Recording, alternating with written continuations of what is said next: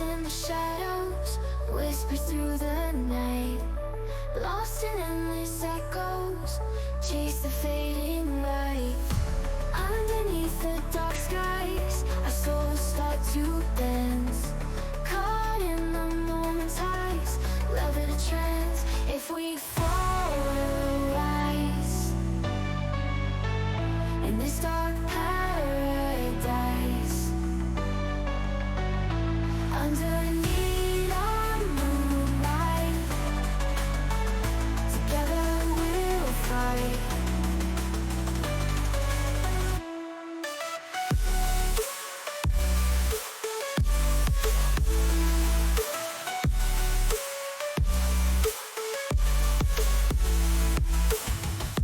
Eyes that hold a secret, silent but so loud. In the dark we need it, love beneath the shroud. Through storms and through thunder, hands reach through the dark. Torn apart we wonder, where begins the spark? If we fall, we'll rise in this dark paradise. Underneath our moonlight, together we'll fight.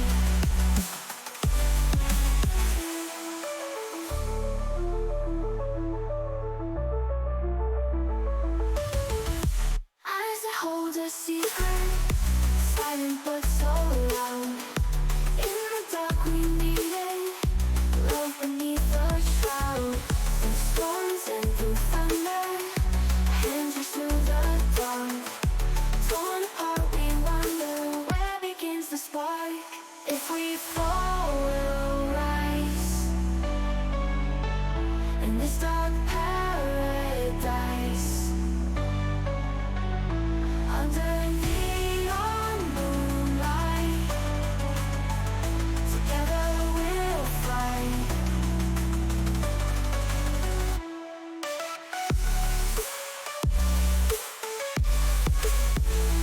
Together we'll fight.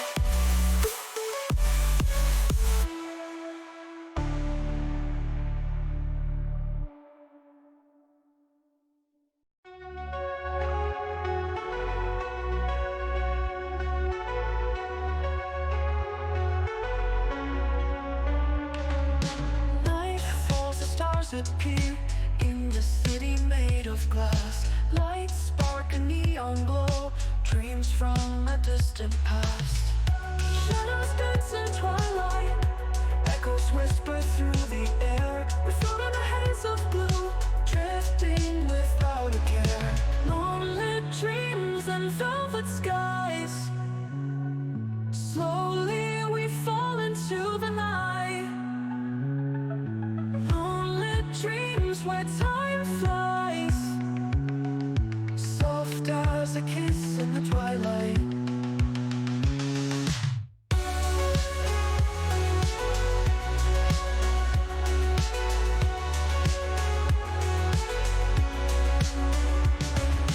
Waves crash on silent shores, rhythms pulse within our veins. We move like ghosts in harmony to electronic refrains. Close your eyes, we're weightless. Let the sound take control. Feel the beats, a heartbeat. In the night we are whole. Moonlit dreams and velvet skies. Slowly we fall into the night. Moonlit dreams where time flies, soft as a kiss in the twilight.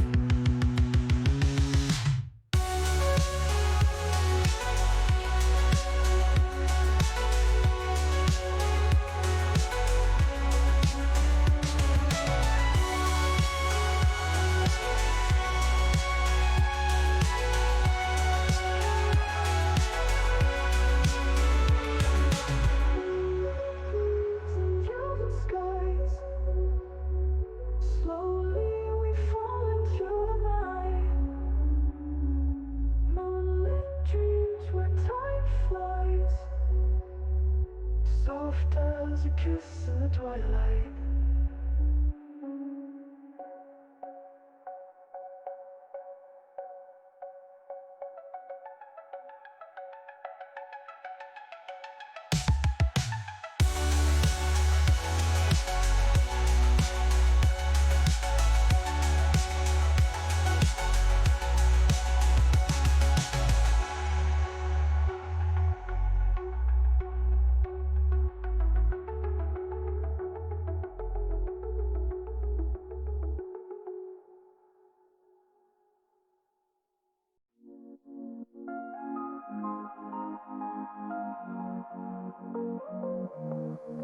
See the lights, they shimmer bright, move with shadows in the night.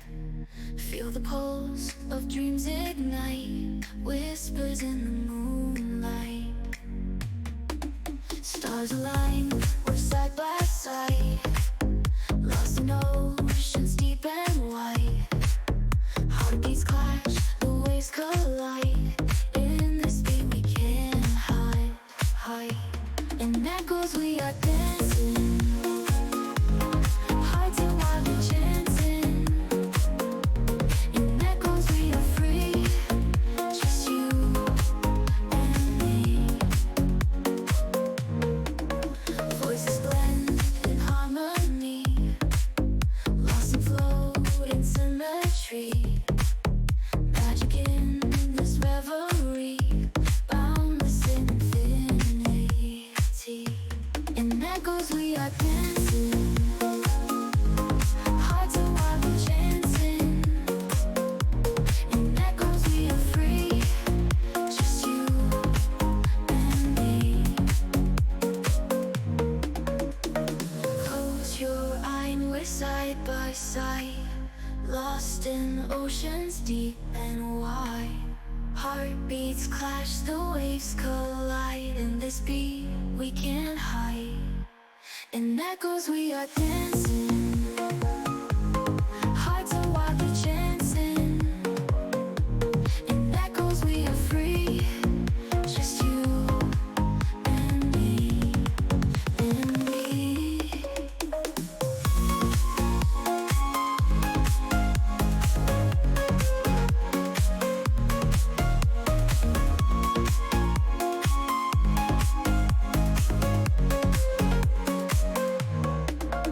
Voices blend in harmony, lost in floating symmetry.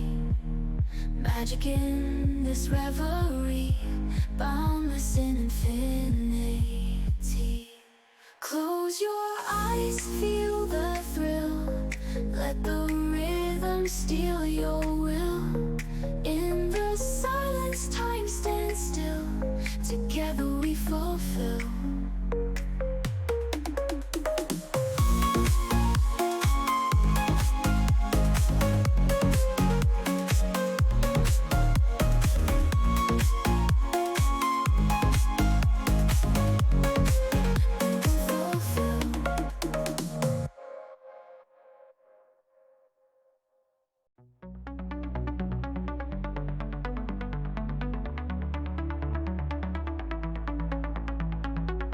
Shadows whisper softly, love felt like a ghost.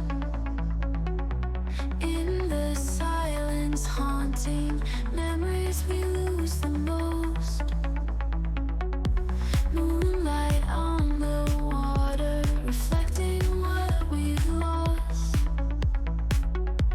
Eyes that once were brighter, now etched with frozen frost.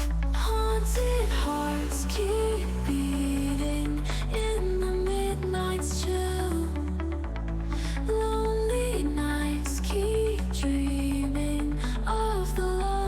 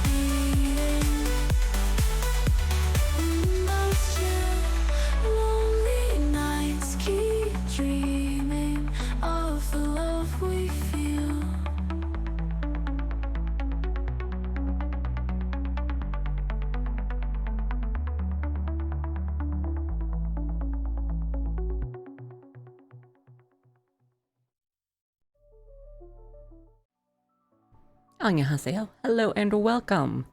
It's my 1-year anniversary stream.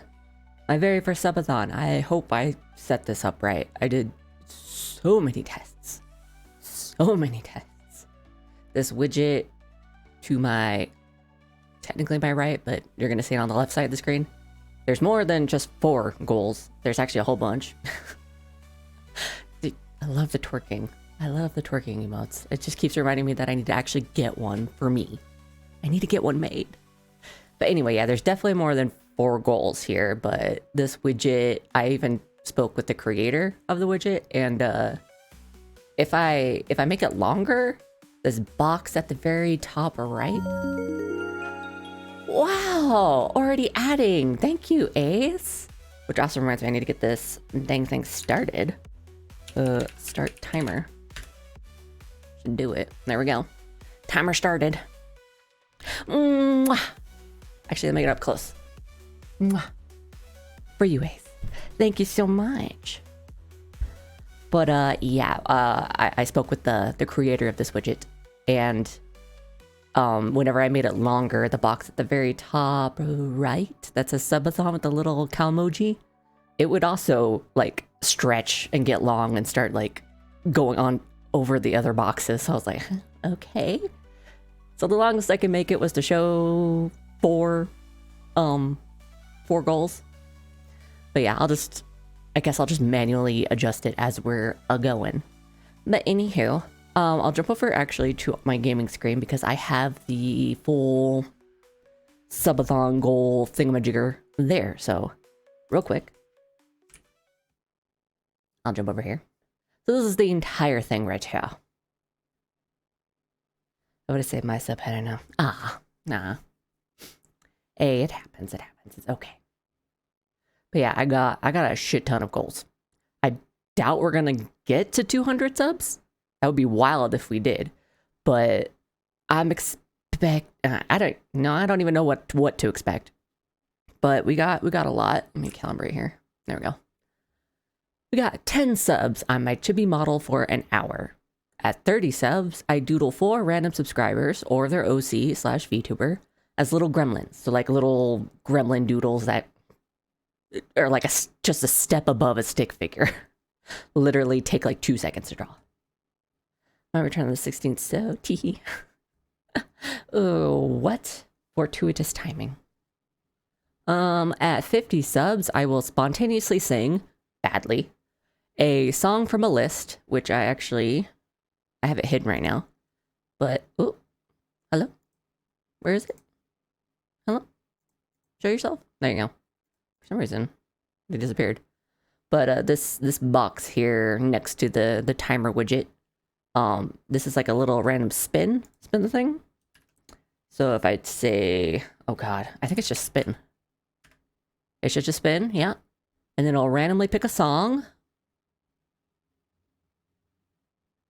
Yeah, and then I would sing that song as best of my ability. And I, like right before I fucking passed out, because I'm like, I only am gonna get like an hour of sleep. I need to get some sleep. I pulled up little karaoke versions on YouTube of oldie songs, or just like music videos with the lyrics in it. So some of these are gonna just have the people singing, and I'm just gonna be singing along with them. This is not a professional karaoke stream, not even a little bit. But yeah, and I gave them all a spin just to see how I'd sound, and Death Cab for Cutie sounded pretty okay. Everything else, I'm like, eh. Before I started taking testosterone, my singing voice was great, but yeah, 2 years on T, voice didn't drop all the way. My voice cracks or gets flat when, like, I've gone through vocal training for, like, my entire high school career. I did it for quite a bit during my, like, elementary school career. Like, I know where I should be hitting, but my voice just doesn't cooperate. Maybe one day when I can finally finish, like, my T regimen. That day is not today, though. That day's not today. So if I sound like crap, that's why. Also, I just sound like crap. But anyway, 66 subs, the new Incubus model outfit will be created live with your guys' suggestions. So I'll pop onto Booth, and we'll just kind of cruise through Booth, and you guys can be like, oh, You should wear something like, I don't know, something that looks like leather this time. Or a different flower theme, or, you know, something like that. Give up your suggestions and I can make hit those track. God damn it, Nevermore. I wish I didn't block, like, some of the chat, because, I need everyone to see that. And the future YouTube VOD, which, by the way, I went through a journey this morning because I accidentally deleted permanently, 3 or 4? No, it was 3.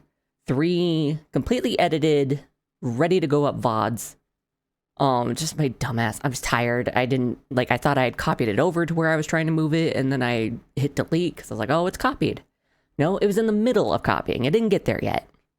But yeah, my dumbass fucking deleted. I'm like, oh, how do you recover files? And that was like 4 hours figuring out how to do that for free without paying like $100 for file recovery. It turns out something called, what is it called? Task disk? Is that what it's called? No, test disk. Completely free. You just have to figure out how to use it using like command prompts, and boom, you got it. It took a while.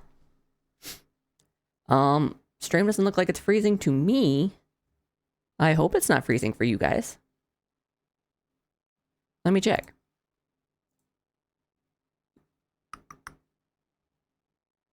Nope, that was the wrong button. Are we frozen? Nope. I just opened it up on Twitch and it's a going. So it might just be you, Sin. Refresh! Refresh! Twitch is a bitch like that. Sometimes you gotta refresh. Ugh. Actually, I'll get a couple things open now that I got my browser open. Because I do have a mono rec for today. I was actually thinking of just like randomly, or whenever I change games, because I'm kind of pick my games at random today. But unless we reach some goals, which I'll continue going through the goals in just a second. But yeah, I was thinking of like every single time I change a game, I would do a new mono rec. Because I got a bajillion of them. And it's a subathon. Let's go nuts. Why not? Why not? But okay, I can get rid of that. Also, real quick, let me send Oceanman a message on Discord. It's 5, so it's 4 p.m. PST, which would make it 6 p.m. CST, and that's when I said that we would around where we would get started for Monster Prom. I'm doing just chatting at the moment, so just let me know when you and I'm assuming their name is pronounced Pokey. I've always just seen it written Pokey with a O. Are good to go. Okay, let me continue. It looks like he's about to answer me, or he was typing something. But so you no, I got desktop audio muted, so I'll hear it, but you won't. But anywho, Incubus model at 80 subs, you guys get to choose a BL manhwa for me to read to you guys like a bedtime story, a very horny bedtime story, on our Discord server. We'll pick like a Friday or Saturday, and we'll do that. At 100 subs, you get to choose the next 4 horror games that I play live on stream. And at 110 subs, it's basically the same thing, but the next 4 visual novel games. They can be romance, they can be mystery, they can be horror, whatever, as long as it's a visual novel. And my only, I guess requirements? Conditions? I'm just gonna grab some water, but it seems Pokey is also sick, so she is not showing up. Oh no, Pokey's sick. No worries. Take your time. So it looks like Pokey might actually not be. Hope Pokey feels better. Damn sickness. Taking out everyone. So actually, let me adjust the stream title and Firebot real quick. Multitasking while having ADHD is very bad for my brain. There's so much going on at all times. What was I doing? Right. How quickly one forgets. That one being me. Yeah. Okay. So I took Pokey off, and now it's just Ocean. Ocean Man. Okay, I'm back. I'll finish blabbing in a...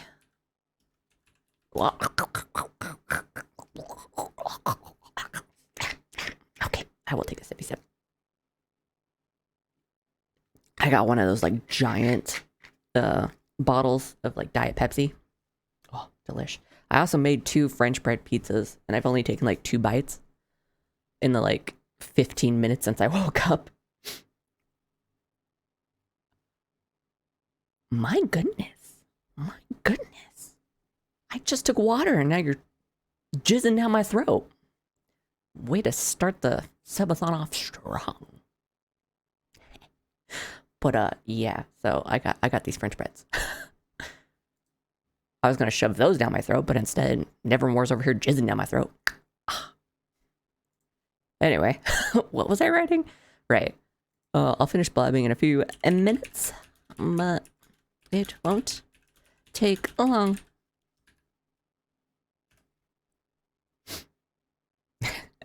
I have it set to where it automatically, like right before the jizzing stops, it'll trigger my, which expression is it? Hello? My expressions? My expressions? Hello? Do I have to click on water though? Oh, or am I just hitting the wrong fucking key? I'm hitting the wrong fucking key. Yeah, there we go. It automatically triggers my surprised expression. And it's not because my mouth goes... I promise that's not the reason. I promise. No, that's totally the reason. Anywho, let me finish describing this so Oceanman doesn't have to wait for me for 1,000 years. Light novel. Or light novel. Visual novel.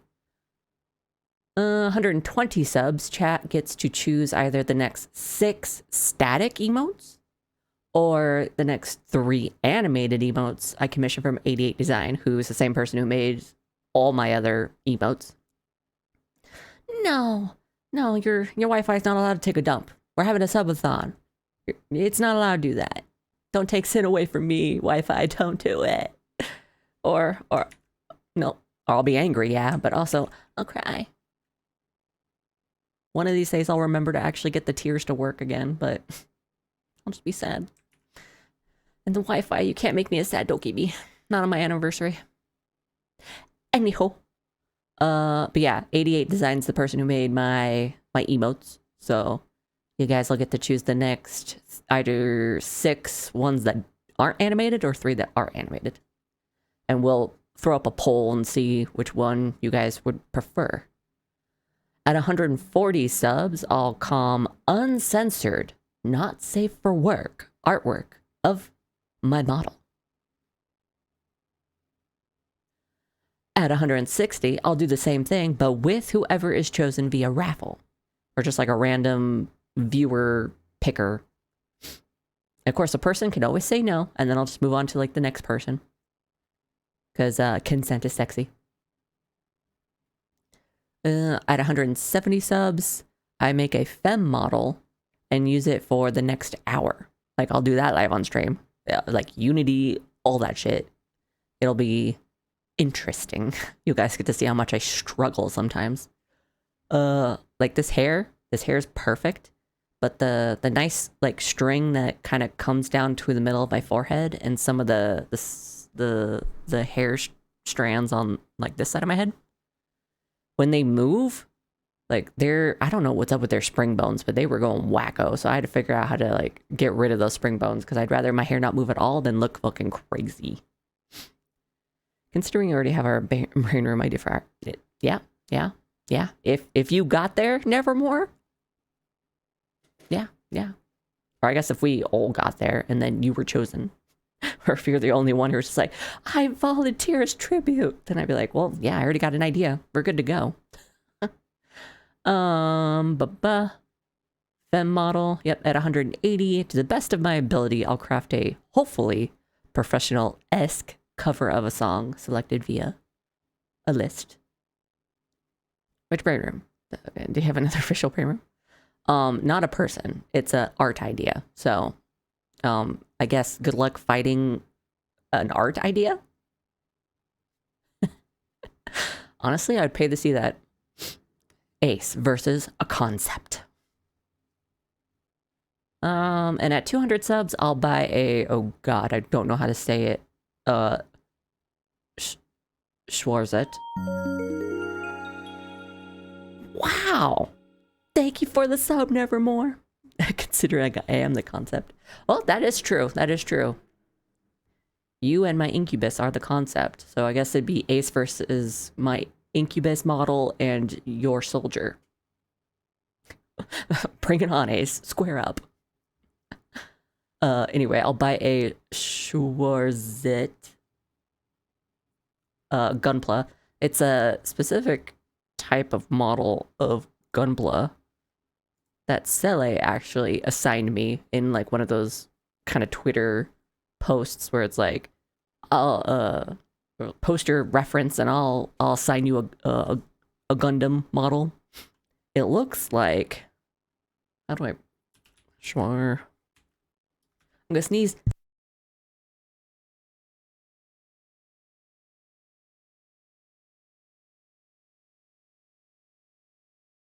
Okay, I'm good. Oh my god. Oh, that got me.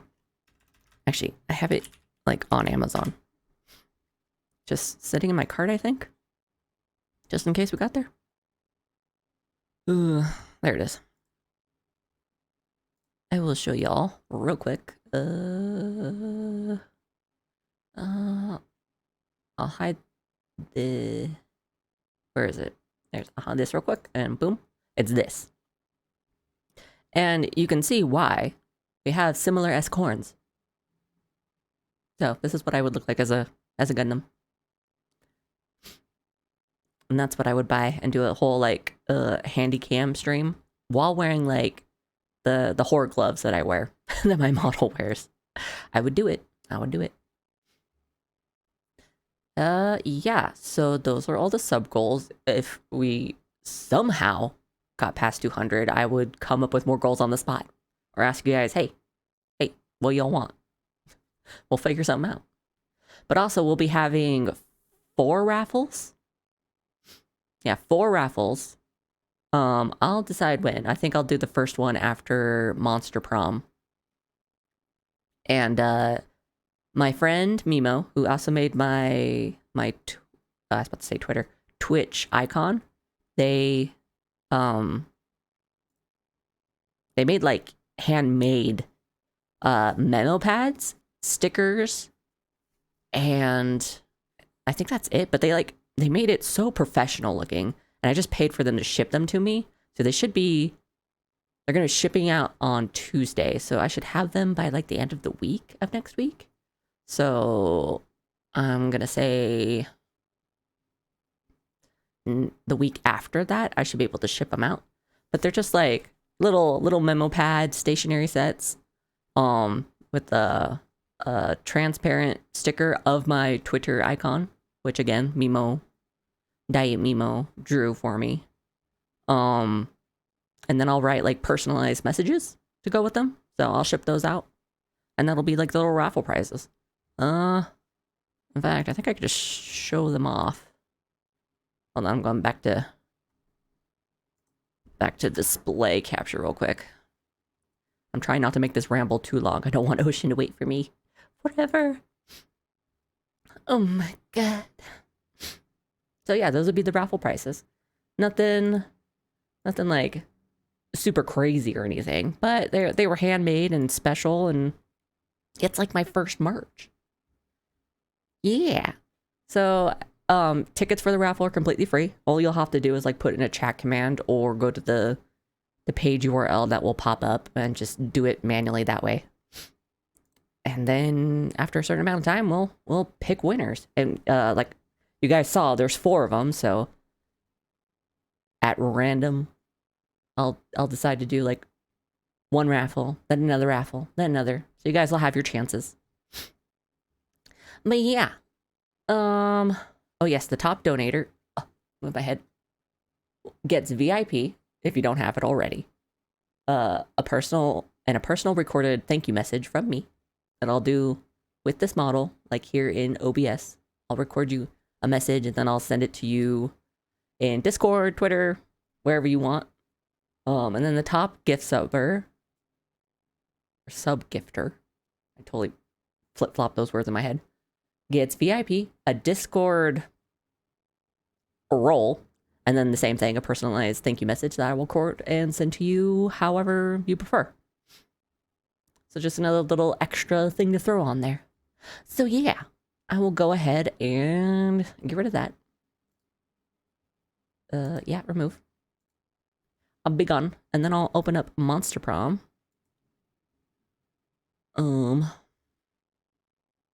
Monster Prom.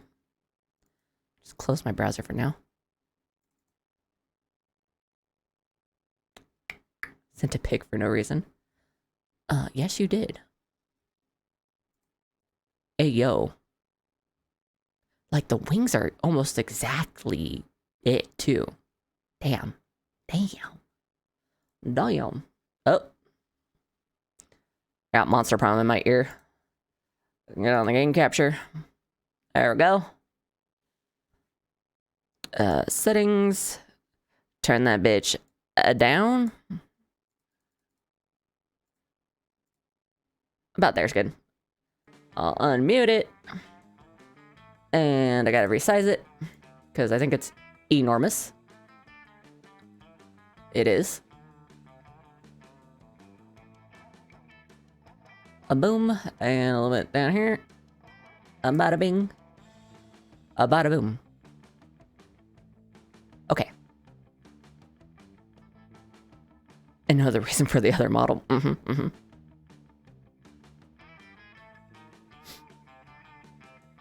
Did we say we'd play Monster Prom together?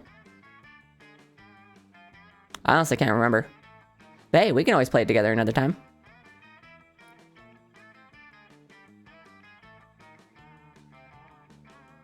I actually don't know who I'm gonna choose to romance. Voice on. I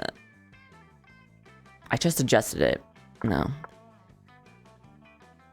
Yeah, he's playing Monster Prom. Okay, cool. So I will get... Oh, it's whenever I click out. That's why it closes. Yeah, then we could just do a collab. Another one. Ocean and I talked about doing a collab for this game a while ago. That's probably why I thought of it. Voice call. Get him on Discord. Hello. Hey, sorry if I sound a little bit terrible. My throat is still recovering. No, you're totally fine. I'm surprised I don't sound like I've smoked for 30 years. It's a pleasure to actually hang out and call with you. Yeah. Oh, my sub was... Oh, Jesus, you're huge on my screen. Oh, God. Oh, God. Oh, Lordy. You're like about to eat me. Oh, God. Oh, no. Oh, no. Oh, my God, yeah. Yeah, okay, make it... There, make it small. Put you...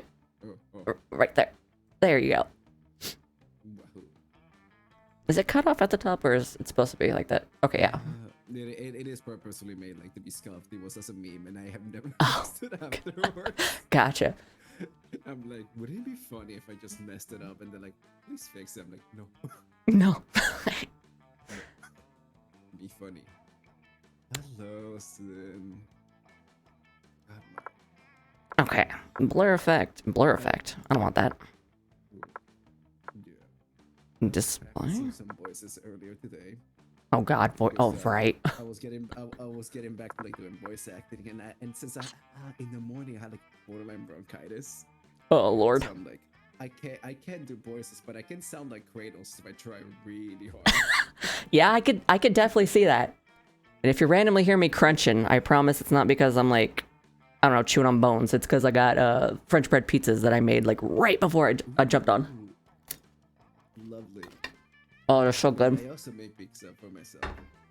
Oh man, hell yeah.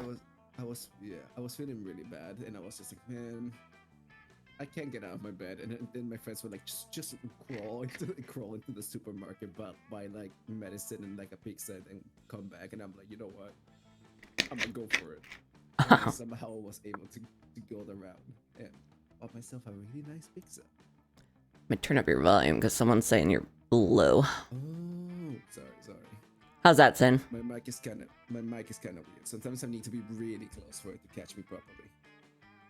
Yeah, my mic has like a weird gain thing. Like sometimes it's like just fine, and then other times it's like I sound like I'm like 300 miles away unless I turn it all the way up here. Yeah, I feel ya. Something I'm currently trying to do because we were playing a horror game, and I scream so loud that my mic cuts me off. Like it makes me sound like I'm in a different room, and I'm like, that's not good. That's Even my moneymaker. That's how we get the views by me screaming my lungs out. when even your mic is like, shut the fuck up. Yeah, Mike is like, sir. Sir, it's too loud. Dear God, this is a library. Sir, this is a Wendy's. Okay, so I've never played this game at all, let alone online. So, Funny enough, you actually only one person needs to own Monster Prom. really? So, yeah, it's really like party friendly. And here I was spending money on this. I'm so sorry. No, you're okay. You're okay. I was gonna buy it anyway. It's a really fun game to also play with by yourself. With like you have a bunch of friends over and you want to be really funny. Because the voice act is hilarious. Yeah, voice effects is good. Okay. Oh Jesus. Okay. Oh, create. I can do this. Yeah. So. Oh, okay. Add player. Yeah. Or And I think you just need to send me an invite. okay. Get out of the screen. There we go. Steam. You. Brain work. I know how to do this. I I mean, I can actually just join you by clicking, by writing the ID, the 406. Oh yes, please do. 406. Bada boom. There you are. Okay. Also, maybe, I was gonna say maybe you don't want to have 2 players. That's gonna be. Yeah. My apologies. Oh boy. Okay. There we go. There we go. I'm ready. Nice. There we go. Okay. Oh, here we go. Question: who do you want to voice the narrator? Oh, around 45 minutes, around 60. Yeah, full game has extra rounds and more random, and the short game is a little bit faster. If you wanna. I'll do it since yeah, your voice is like dying. I don't want to make you do that. I'll be like a dying narrator. Oh, Just like hi spooky high school. I'm dying. Anyway, that was actually perfect. But spooky high school, the sweetest years of our lives. Back then we were young and unafraid. Sometimes reckless, sometimes brilliant, sometimes just stupid. Ah, yes. But always willing to live life to the fullest. We were on a wild journey to discover who we really were. Oh hell yeah. I wanted pick the characters. Oh yeah, I wanted this dude. Yep. You can choose the Oh, here we go. 3 names. Down room. I can spell. Where's you? I'm blind. There it is. Okay. I can be either one of these. We'll be spicy. All right. Oh, okay. I'll be Cool Zombie Boy. Nice. He's actually voiced by a famous YouTuber, Green, funny enough. I know the big himbo werewolf is Aaron Hansen. Oh yeah, it is Aaron Hansen. Oh god. Oh, he does Zombie Boy too? No, Zombie Boy is voiced by Justin. He's like a famous. I think his name is Proceed. Oh. Yeah, he's the guy who does the goofy "Wake me up! I can't wake up! Save me!" Yeah, Goofy. Prozy. Yeah. Yeah. Yeah. Huh. And we had yet to experience its ultimate challenge, the Monster Prom. I remember it clearly. 3 weeks were left, and as we fantasized about our dream prom dates, we were all scrambling to catch the attention of one of our 6 most charismatic classmates. Huzzah! Miranda Vanderbilt, 19, a sweet mermaid princess who was as cute as she was genocidal. Oh, nice. Okay, bro. Flexing them voice muscles. Yeah, if I have to voice them, my throat will die, but I will try my best. It will be really funny. Well, if you pick one of the girls, I can do like a Valley Girl voice for you. Oh, there is one girl that you're gonna see that is 100% the Valley Girl. You're fine. Damien LeVay, 21, still in high school at 21. Nice. A fearless demon with a taste for destruction and a love of fire. There he is. There's Aaron Hansen. There is the boy. What, bro? Scott Howell, 21, also still in high school. A werewolf athlete who compensated for his rather small brain with a stupidly huge heart. He is Himbo Man through and through. Are we sure it's a huge heart? Oh boy, that's what you sounded like. Himbo. Liam de Liancourt, 400 and something. A hipster vampire whose standoffish demeanor hid that he was truly a lovable dork. Yay! There she is. The Valley Girl. Yep. Polygeist, 22. A party ghost with an insatiable hunger for all the wrong things. What? And Vera Oberlin, 23. A mean self-made gorgon with a merciless sense of business. She is a mummy. It was clear it had to be one of them, but who?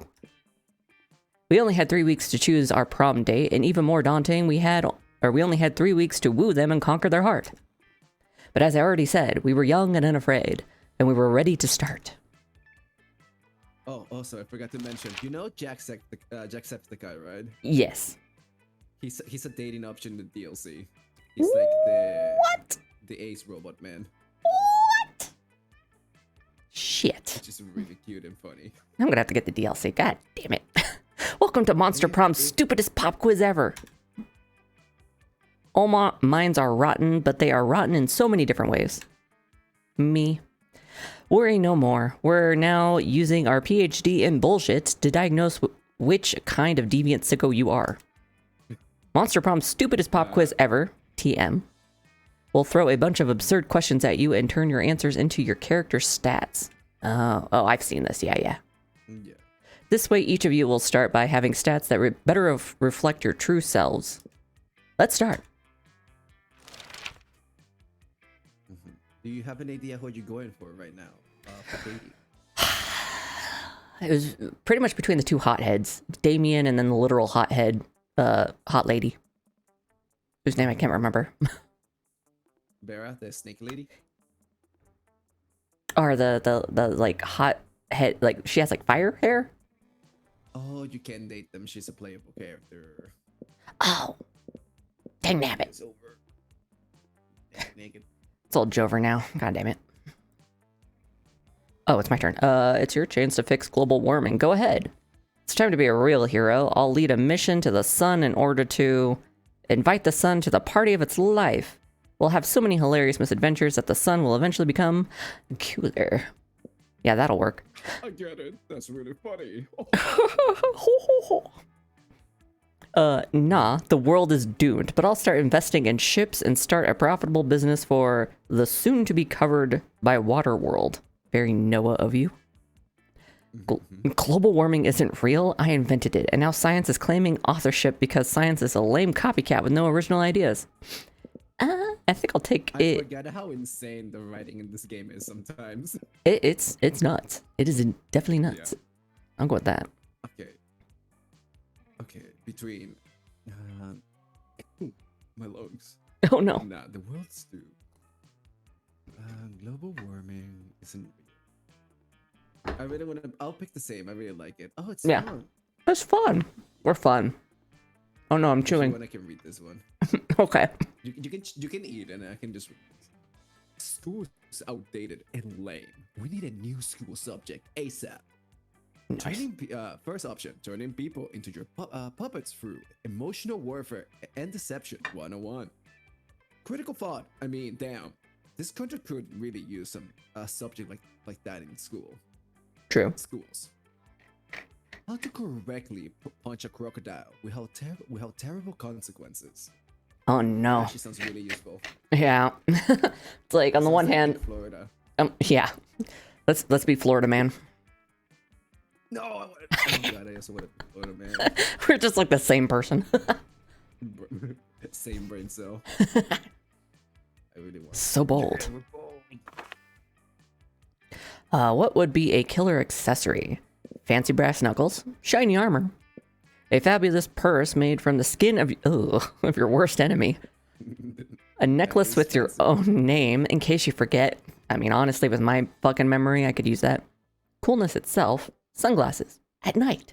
I think this is the thing to get the people who you want to date.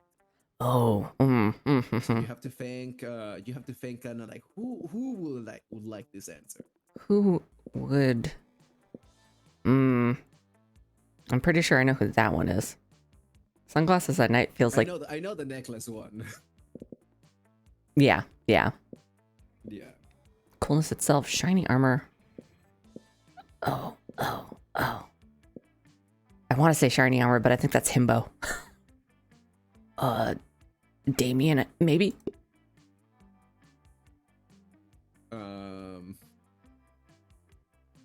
You know what? I never gone for this. Oh, I was right. Hell yeah.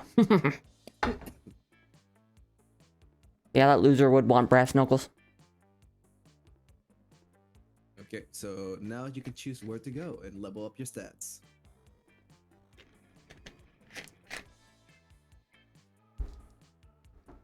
Eventually. One day.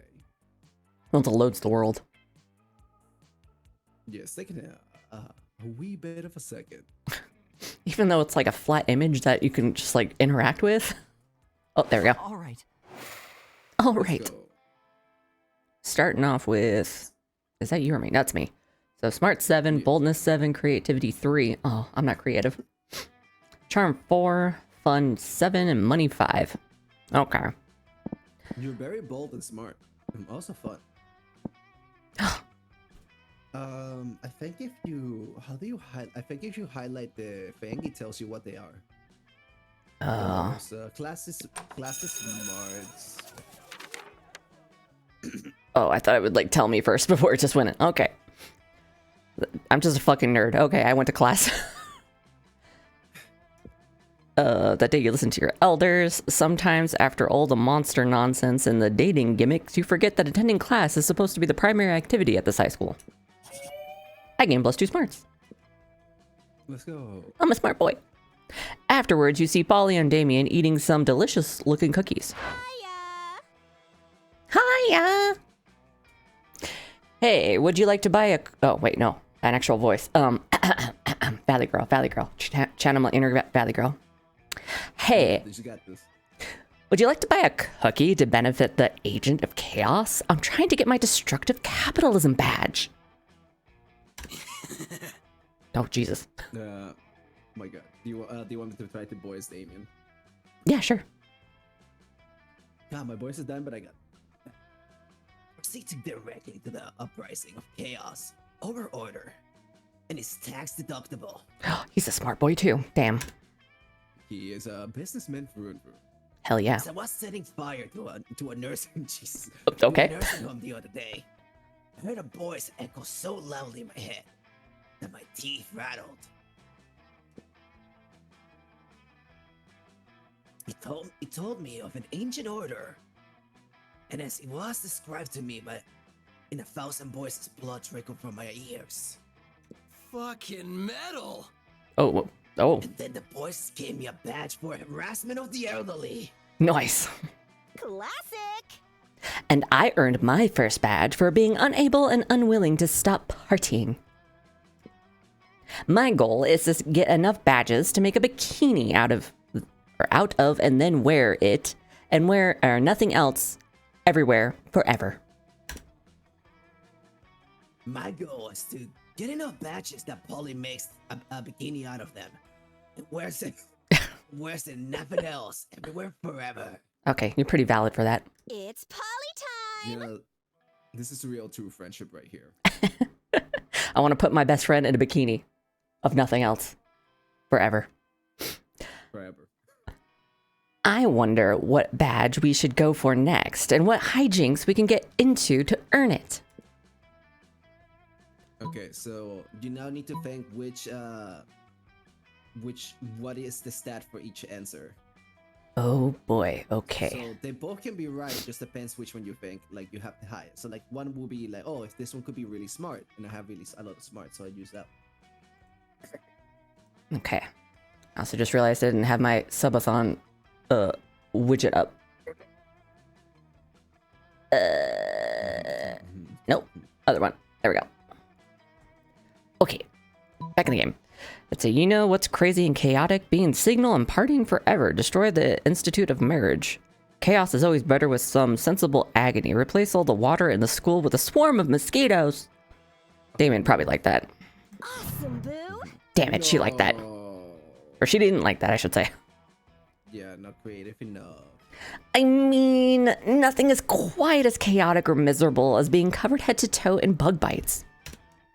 And I particularly love it because I have ghost skin, so there's no way I can accidentally be caught in the middle of this. Brad!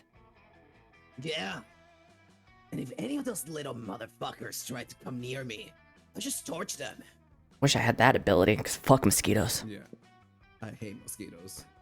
Miserable minutia badge, here we come. Go team. The three of you immediately set to work, draining all of the school's pipes of water and funneling in swarms of live mosquitoes instead. Yay! Students trying to take a drink of water suddenly find themselves with a mouthful of winged parasites. Worst nightmare. Stealing the blood from their tongue and gums. We're fucking evil. Ugh. I mean, they are pretty evil. Just look at this too. Oh no, students sit down in the toilet only to have their genitals accosted by thirsty, pointy proboscis. Ugh. Students go to wash their hands and are then unable to use them the rest of the day because of how swollen they are from dozens and dozens of itchy, awful bites.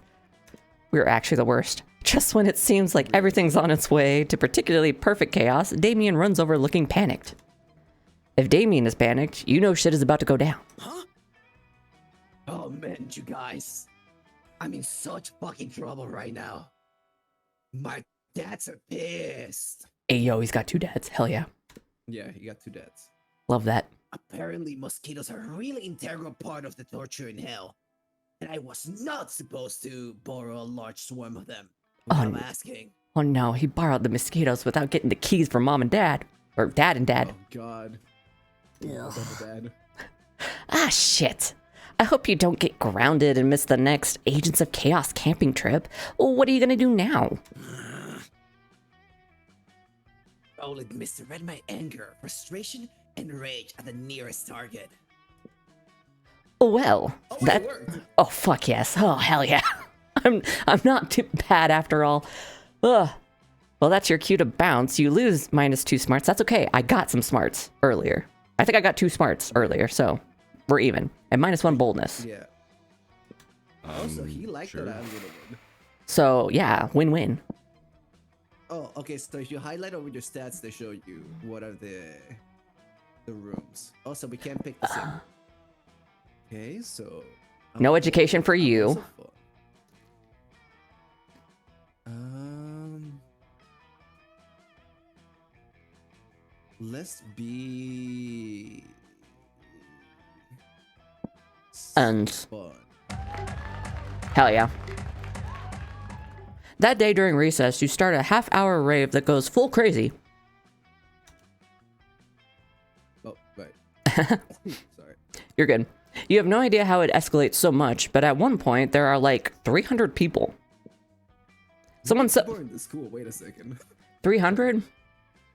If I had stayed in California, I would have graduated with like 1,000 people. And that was just the graduating class. However, That's fair. I also went... the school I wound up moving to, I graduated with 15 people, so... Quite the jump. Yeah, it's a big change, to be honest. Someone summons demons from a nightmare dimension. The consequences might distort the fabric of reality itself, but who cares? It's a rad party. You gain +2 fun. Woohoo! Woohoo! And here comes Liam, ranting to anyone who will listen about the failings of living flesh. Oh my god. Lame. He's me. Do you want to be Liam? I'll be Liam. I have such pity for creatures that have to consume things other than blood. Grocery shopping, cooking, chewing, it's a nightmare. No wonder there are so many fad diets. People don't want to have to choose what they eat. Like, have you heard of the, oh god, Matryoshka diet? I guess. Oh god, you eat a tapeworm, and then you eat a bigger tapeworm to swallow that tapeworm, and so on until all of your organs are replaced by tapeworms. Disgusting. Okay. Cool. God, that just reminds me of this. I don't know what drama it was. My parents were watching it, and I just happened to walk into the room, and the person like sneezed and coughed, and out of their both their nostrils, tapeworms came out. Oh. I'm like, huh, I know this is fake, but huh. Oh god. That's some nightmare stuff. Jesus. God, yeah. Oh my god. It's usually fatal, but the corpses do look fabulous. Okay, back to Valley Girl. Oh man, that brings back memories. The Matryoshka diet is how I died. Yeah, no surprise there. I miss fad diets. I used to get up to the stupidest shenanigans just to get my hands on the latest food replacements. Hey, bros. Hey, yo, himbo. I can discuss. I'll be my natural self. Yeah, there you go. Are you guys talking about fat diets? Sign me up. I'll do anything that gets me more ripped. I mean, oh Jesus, my voice is cracking. Anything. That's what I sound like whenever I try to sing these days. Oh God. Oh no. God, I've been learning how to sing again a little bit. I need like when you sing and you need to control like your Adam's apple so you don't sound too nasally. Uh-huh. It's been a struggle. Yeah, me, it's Yeah, bro. since I used to have a very feminine voice, it was very up there. I'm now like, I didn't get to finish second puberty, so it just kind of stopped where it didn't drop all the way. So now, where I would normally go to like head voice, it just kind of cracks. Yeah. So I always sound like I'm kind of like being strangled, while at the same time, like dying. I mean, higher pitched tonalities, you do tend to sound really well with music. For me, it's funny because when I used to be younger, people used my neutral voice is around this tonality. Like, hi, I just talk like this normally. Mhm. But when I hang out with people in school, they were like, yo, bro, you sound like way too deep. You sound like a nerd. And I'm like, fuck, I need to learn how to sound higher pitch. You So I sound always deep, wanted so to you sound sound like a myself to nerd? Yeah, South America was funny. So I learned to teach myself to speak with like more nasally when I was younger. But like, it's a funny thing when you learn about tonality. Oh god. Oh, Okay. quick, make a decision. Have you heard about Imhotep? Imhotep clans? Imhotep, right? Mhm. It's what you only eat things that came from a mummy. Mummies are rare, so you get super skinny. Plus, you get the ruptoons. You heard of the paleo diet? Now try the Jurassic diet. You can eat anything that isn't a dinosaur. Then a T-Rex alone will get you super buff. Okay, that sounds bold. That's definitely himbo energy right there. Yeah, that's very bold, and I honestly would love to do. And this sounds fun, or creative? It's where you only eat the things that come from a mummy. Like, are you eating the mummy? Yeah, you eat the mummy. That's disgusting. You eat the mummy. I won't finish that sentence. I almost let the demons win. If she didn't die from the tapeworm, she would have died from this. Yeah, 100%. I'm gonna go for this Awesome, one. bro. Yeah. Whoa! Whoa, awesome! I was wanting to punch a T-Rex, and now I finally have an excuse, bro! But dinosaurs died out years ago, Scott. Where are you going to find one? Easy, bro! Wait. I'll squat throw so hard since we're back in time. I'm not sure there's a number of squat thrusts you can do that will alter the fabric of reality, Scott. That shows how little you know about squats, bro. Squat throws, bro. Bully. There is no problem that can't be solved by squat throws. I 100% agree with Scott. What is a squat thrust? It's when like you do like it's almost kind of like a jumping squat kind of thing. Oh, okay, okay. I don't know how to. I'm like imagining something entirely different. Later, Scott shows you. All right. later, Scott shows you how to do your math homework with squat thrust. Okay, the magic is real. You gain +2 charm and +1 fun. Let's go. Let's trade places. Random. Sweet, I win. I don't know what I won, but I won. How'd you go first?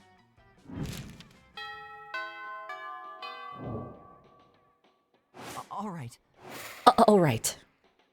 Okay. You get to pick which table you want to go and eat to. Well, obviously, my boy Damien.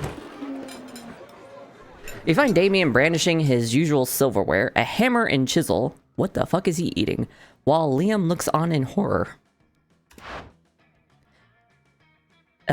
You can't eat that. Watch me. First of all, it's made of one seamless piece of obsidian. So it's low calories. And second of all, yeah, I know. It's a lich's, oh god, I know how to say this, phylactery. Part of this balanced breakfast. He's just eating the very core of a lich. Nice. He's eating his soul. It's lunch. You're just jealous. Honestly, I am. No, I'm nervous. Nervous that you're going to eat that and get possessed by a lich and kill us all. Well, I'm nervous that that's not going to happen. Looks like these two are at an impasse. Maybe you can solve the dispute and score some romantic cred at the same time. Oh god, here we go. Damien, don't eat that. Liam's right, Damien. You should make him eat it. He'd probably like that. Wait, you won't have room for all those baby seals I brought you? Ooh. Which one's more deranged? Maybe the okay. I'm not gonna say because if I mess it up, that means I am sabotaging and I don't want to be toxic.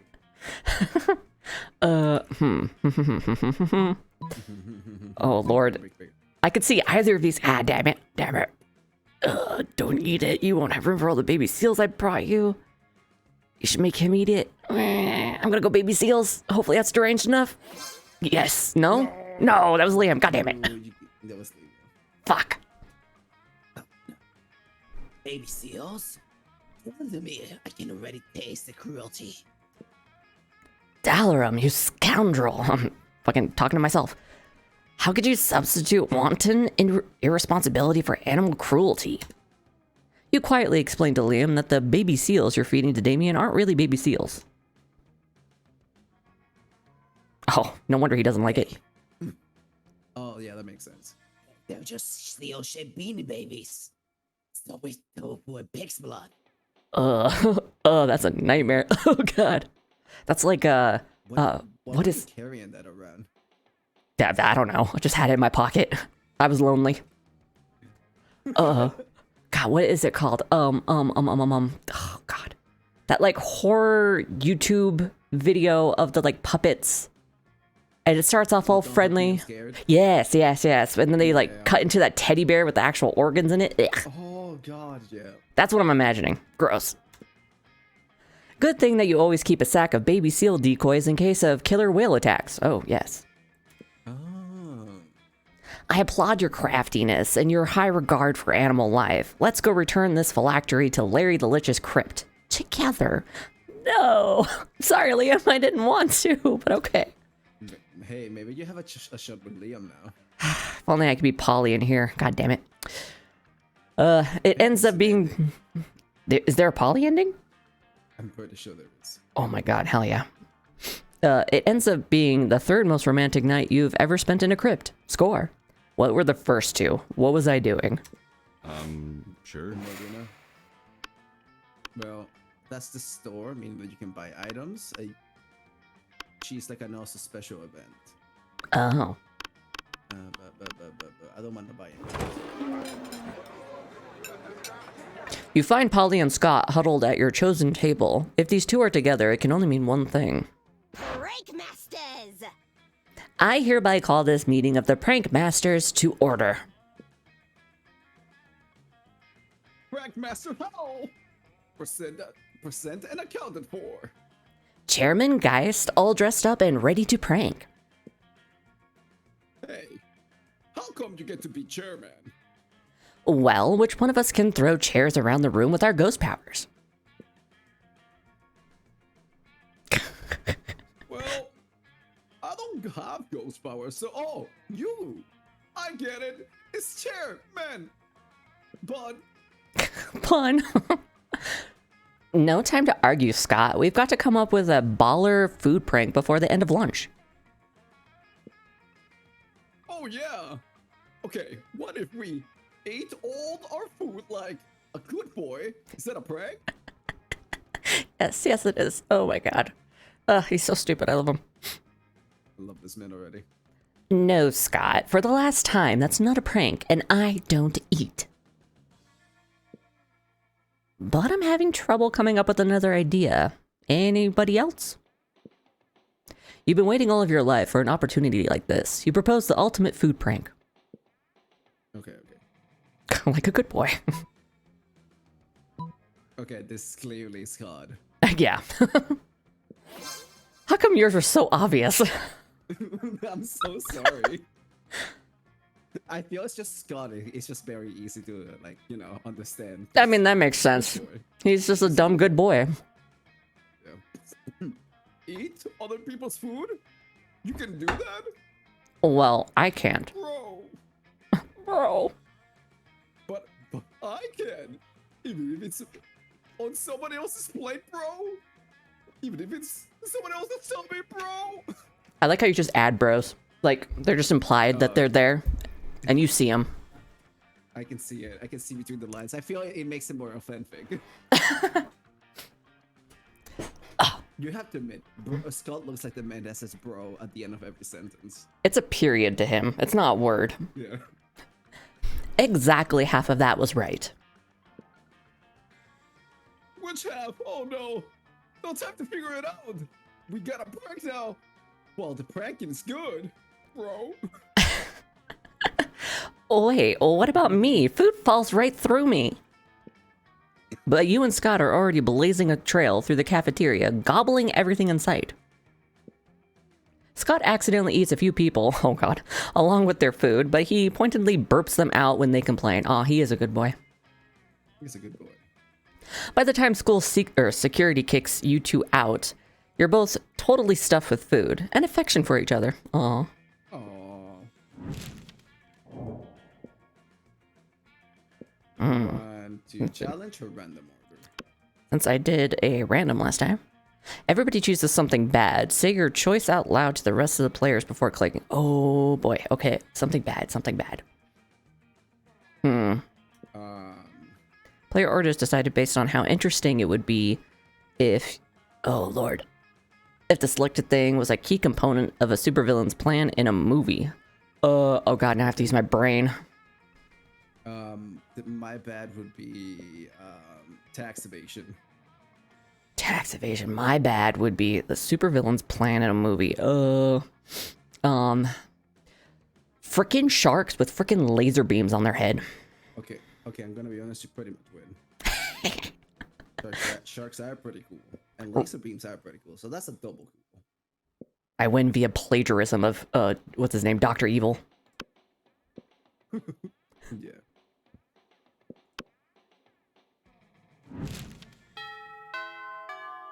Okay. All right.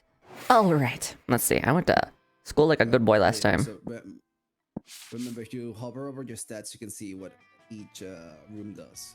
Oh, here we go. Fun. Let's see. What do I need more of? Creativity. Where's that? Which one's creativity? Is that creativity? Yeah, that's creativity. The auditorium. Okay. Yeah, I have 3 of that, so let me up that. Nice. That Fancy. I'm a fancy boy. That day while rehearsing for the class play, it's as though the muses themselves have descended to give you a figurative blowjob. Oh, not a real one? Damn. Down. Your performance is intense and inspiring. It will be remembered for generations, which is pretty rad by high school play standards. Again, +2 creativity. Nice. You notice Liam and Damien talking to each other. Maybe you're a little jealous, so you decide to join them. Ayo. Ugh, I know, right? The entire concept of slaying is barbaric, racially motivated, and deeply rooted in abhorrent colonial mindset.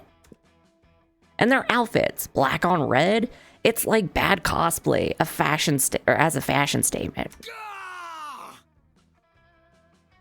Just piss that they get such cool names.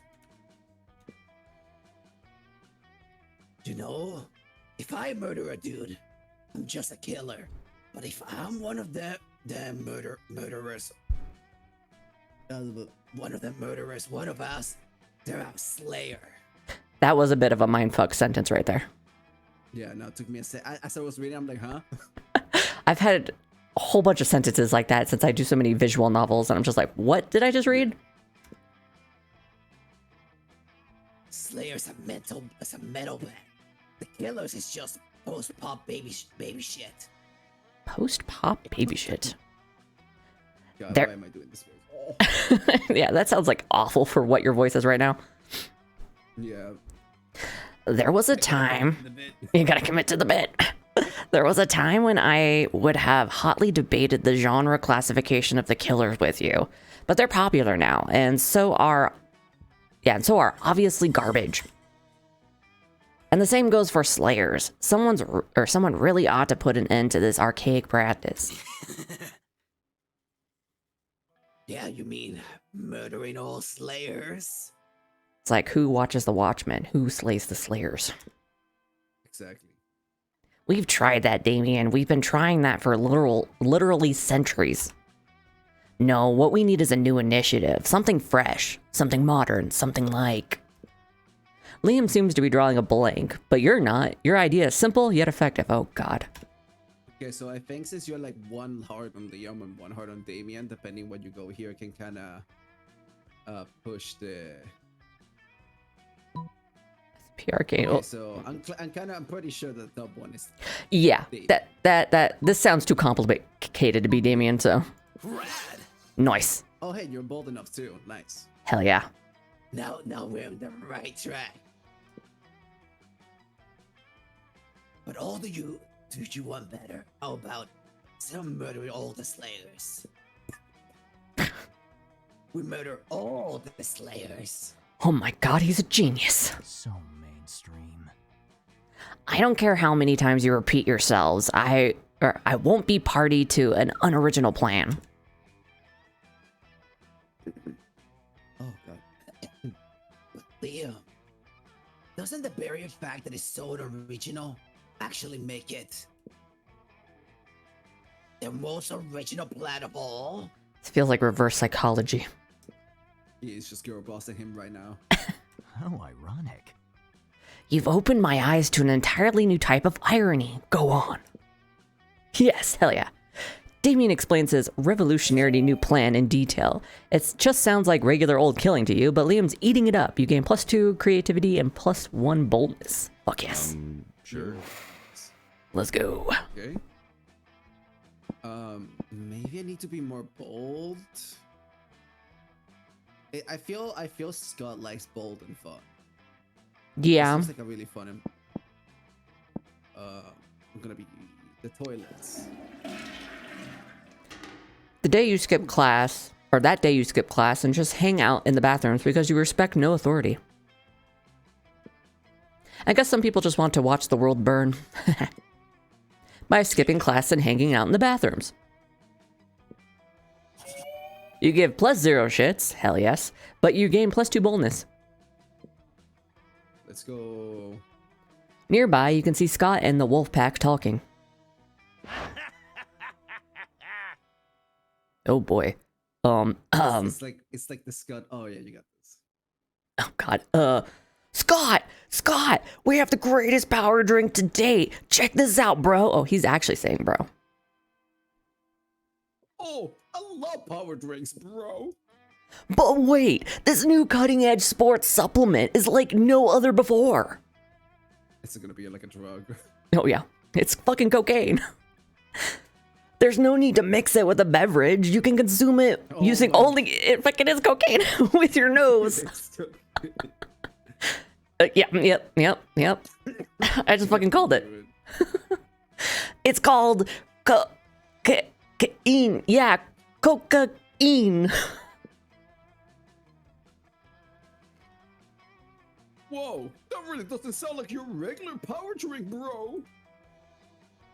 Which definitely means it's cutting edge, just like you said. No, Scott, don't do it, please.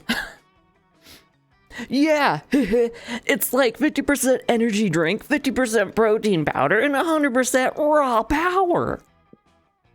God damn it with these crazy pranks. But before you can do anything, Scott has snorted all the coke. Oh god, no. Oh boy. And he's gone full wolf mode. And now he's basically unleashed and is destroying everything he sees. You need to do something to calm him down. But what? Okay. Yeah. A flashy bitch. That sounds like him. Like fun. Yeah. That sounds like fun. You- Your vast knowledge of aromatherapy, give him some lavender scented cocaine. Okay. The regular scented cocaine to relax him a bit. That sounds creative. I didn't know that's how that worked. That sounds very creative, which I don't have any creativity. Yeah, you're only at 3. So fun. I'm smart. You start spinning a very flashy fidget spinner in front of Wolf Scott. He stops wreaking havoc and stares at the spinning fidget spinner. It's so spinny. After a while, he reverts to his normal self because everyone knows that cocaine triggers a werewolf transformation, but a fidget spinner can cancel it. Of course, that is basic knowledge. If you ever go to like Werewolf 101, you will find this out. Bro! Oh my gosh, she said it's not me at living. This thing is the best, bro. It's like a very safe and friendly shuriken, bro. Can I keep it? How can you say no to that pair of puppy dog eyes? Hooray! You see Scott playing with your fidget spinner, still managing to wreak some havoc despite calling it very safe and friendly. Clumsy, handsome Scott, you gain +2 charm and +1 smarts. Let's go. That weekend. Something happened to you. Oh, Sure. okay. On Saturday night, you're at a cool pizza place that cooks pizza in a real pizza oven. Little did you expect that when the chef opens the oven to get your pizza, Damien appears from the flames. Why is Damien with you? You're cheating. You cheater. How does that work? I'm evil. Can he teleport through fire? Has he been waiting inside the oven all this time just to make a kick-ass entrance? Ah, the mystery. My dude, I fucking hate needing people's help. But I might need yours. Don't let it get to your head or stab you. So, only but you don't draw anything. Enough threats. Here's the deal, Bucket. Might or might not feel attracted to by your body. Delirium. Fuck yeah. Hell yeah. I got you, bro. I got you. I'm winning. Yes. You know the one. Always making absurd choices, being equal parts stupid, sexy, and sexily stupid. That's me. And with a nice booty. Fuck. Well, it is a part of the body. Yeah, I mean, I'm close enough. I don't want to get my feelings hurt by rushing into love without proper judgment. My dads always say, if you love someone, shoot them and see what happens. Great fatherly advice, right? Thing is, Principal Giant Spider, my therapist, and the rules of law seem to think that shooting someone to check if they're the one is not very legal. They have strongly recommended me that I do all that on what they call a theoretical level. Like, imagine the whole thing. But imagine it's for losers. And since you both know Delirium, and are a loser yourself, I thought you could tell me. What would Delirium do if I were to shoot them? Okay. I'd be fine. Delirium is all about getting shot. Uh-huh. They go to the doctor every day just to get shot. It shows that the only thing they do when they're partying. So I think you can give them a shot. But Believe it or not, if you were to shoot Delirium, they would not be into it. Hashtag trustworthy. hashtag fake news. I can mess over Dokkaebi right now and be evil. I'm going to eat your little Fugi right now. No!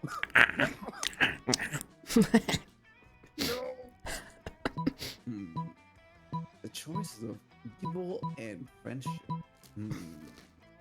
I got you. Hell yeah.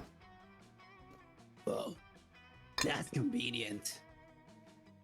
I have the feelings that dating me could increase someone's chances of getting shot or stabbed.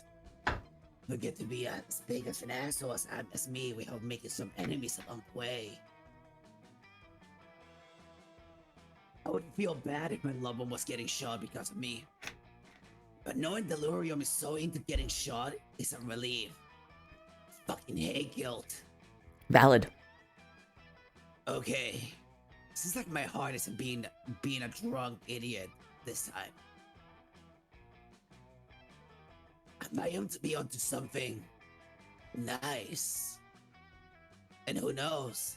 If they are so into getting shot, I might add some spice into my foreplay, if you know what I mean. Hell yeah.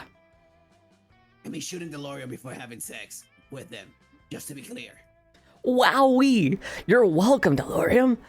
Both for getting you some demon dick and for the blood and for the blood loss you're about to experience. You had too much blood anyway. I really hope you find Soren in your stream. Hey, Astrofel. Welcome and thanks for popping up. Good to see ya. Hello. You get +3 charm for being such a good friend. Honestly, you earned it. Here. I'll do another random. I always win. I can't win. Oh, my lungs. All right. All right. Charm is what I'm lacking. Yeah. I mean, as the thing gets on, you need more stats to win. So maybe you can try to level up the things that you think Damien would like. He would like what? Boldness? No. Well, yeah. Fun. I feel it's like boldness, fun, creativity. Yeah. I'll go fun, yeah. Hell yeah. Dabbing. That day during recess, you start a half-hour rave that goes full crazy. Oz is the best Monster Prom player character, hands down. Hell yeah. Also, I don't know if it's just me, but Discord call is a little quiet. Oh, so Discord still sound quiet. Oh my god. I'm gonna turn you all the way up. 200%. There you go. Let me see if I can make my mic go louder. I'll also turn up the desktop audio. Maybe that'll help. Yeah. Um. No, put you right there. There we go. Man, yeah, like I'm reaching the yellow when I see my mic. Like I'm touching the red when I speak a little bit loudly, you know. And on my end, you're like almost in yellow. If I put you here, maybe I should mess with my 3-band equalizer or my compressor. I really do need to mess with like my noise suppression as well. They are. I keep getting distracted because my cat's like freaking out. What are you doing? Oh god. Okay, I have changed my noise suppression to be a little bit less strong, so maybe that can help. Okay, Astrofel says that's better. There we go. Oh, okay, that's nice. Sweet. All right. That day during recess, I read that already. You're talking to Juan the small magical Latino cat when he tells you that you won't ever be as fun as Bob the scary clown. Fuck clowns. You accept the challenge. You go straight to Bob, stab him several times, open his bleeding chest, and eat some of his guts in order to consume his fun. Okay, not what I expected, but sure. Really? Do you think that's how this works? Well, it is. You gain +2 fun from poor Bob. Yeah, fuck Bob. No, Bob. He was just a little guy. That's what he gets for being a dick. Looking around, you see Damien and Liam arguing about whether black metal is better than death metal. Suddenly, Damien stops arguing and sniffs the air. Shut up, did you smell that? Yeah, it smells like Christian Dior and plot armor. Oh, fuck. Prepare to die! It's me, dickheads, and I brought enough crucifixes and holy water for the whole class. Oh, lucky me. I've been meaning to finish my take-home finals for AP murder. Oh god. Go ahead, What just the try to kill me. I'm the protagonist, bitch. She's right, unfortunately. This is well-trod territory. We are, as they say, pretty fucked. Fun fact, you can date a hunter in the second game. Hell yes. The hunter becomes the hunted. Screw that. You got a way to save Damien and Liam without killing anybody. All you have to do is... bring tears to everyone with a mind-shattering guitar solo. Throw a brick at her head. That sounds bold. That does sound bold. But the top one sounds fun. Does he play guitar? Or maybe or creative. It's fun or creative, the top one. And or maybe charm. Wait. Break is bold. But that's just for sure. That's just being bold. That doesn't sound like a Liam thing either, so I'm gonna trust my gut here. Okay, bold. Okay. You pull your emergency brake out of your backpack and chuck it at the Slayer's head. Ow! My consciousness! Of course, plot armor prevents the Slayer from being killed, but allows her to be knocked out when she's being an asshole. Just like that part when the brick hit her head. Fuck yeah, I'll do it again if you like it so much. Oh my god. The three of you work together to drag her to the bathrooms and put her head in the toilet. It's a bonding experience. You gain +2 fun and +1 charm. Nice. Yo, let's go. 11 fun, damn. Sure. Oh boy. I am pretty charming. You are charming as hell, damn. I am also pretty fun.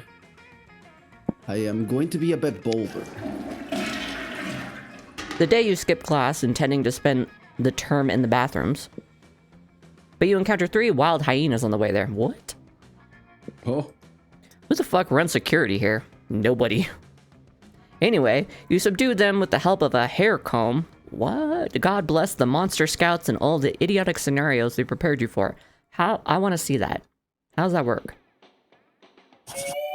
By the time you get to the bathrooms, you totally gain +2 boldness. Scott's also in the bathroom, and he seems upset. Whoa! Bro, I just don't know what's wrong with my...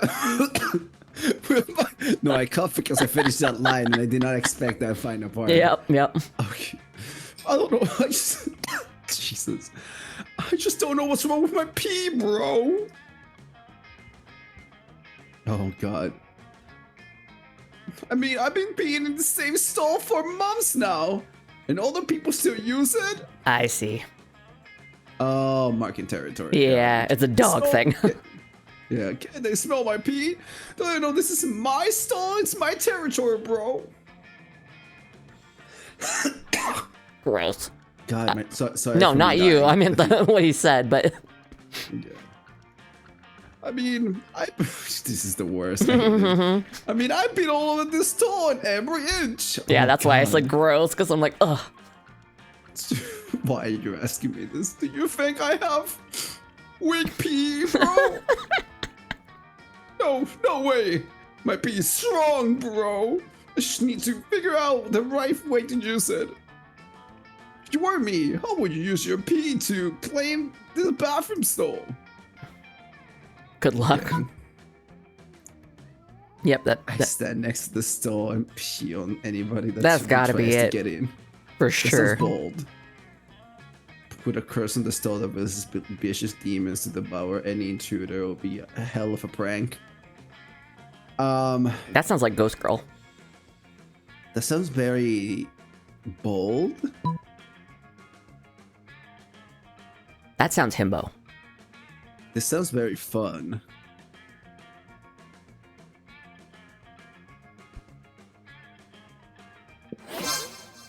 Oh, it's charming. It's charming, really? Okay.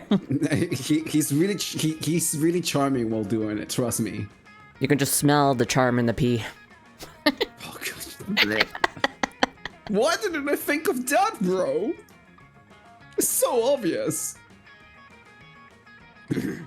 People are still using my stall because they don't know that it's my pee, bro. Like, I know everybody's sense of smell is as strong as mine. So to help them out, I'll just stand outside the store and pee on them a little every time they go in, just to remind them that whose stall it is. This is the worst. Yeah. Oh, I God. don't even need to pee on them. I can just pee in front of the wall, making friendly eye contact, bro. Everyone will be so relieved to have the confusion cleared up. I'll let everyone know this was your idea, so they'll know who to thank.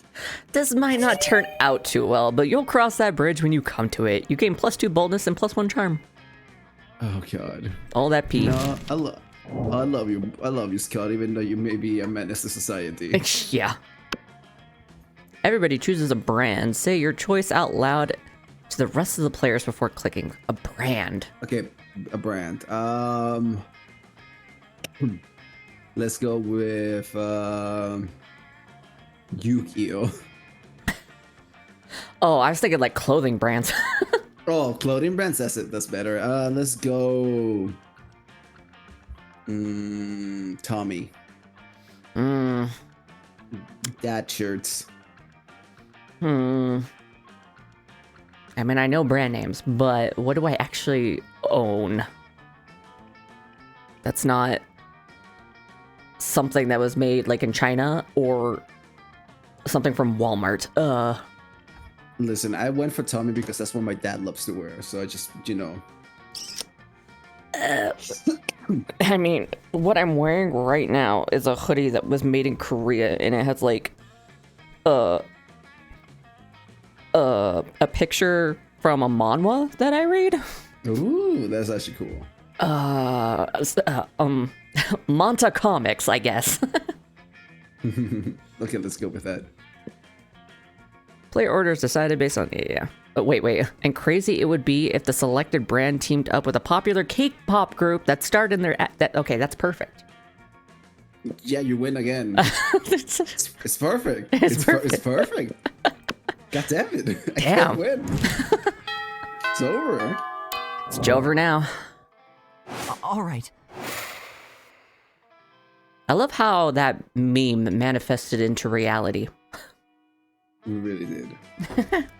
So what do we say now? It's Comolver? Come over.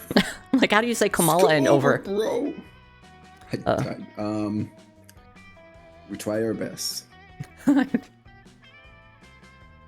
Okay. Now Also, that, if you want to go to the store, you have that available. and then I can like back but- out and then go back to a table. No, you can only choose one. So it's at the store, you get more love points with Damien. What does this guy do?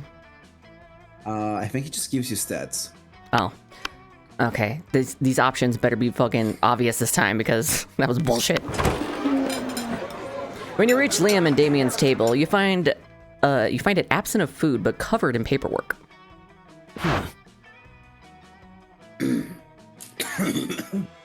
God, okay.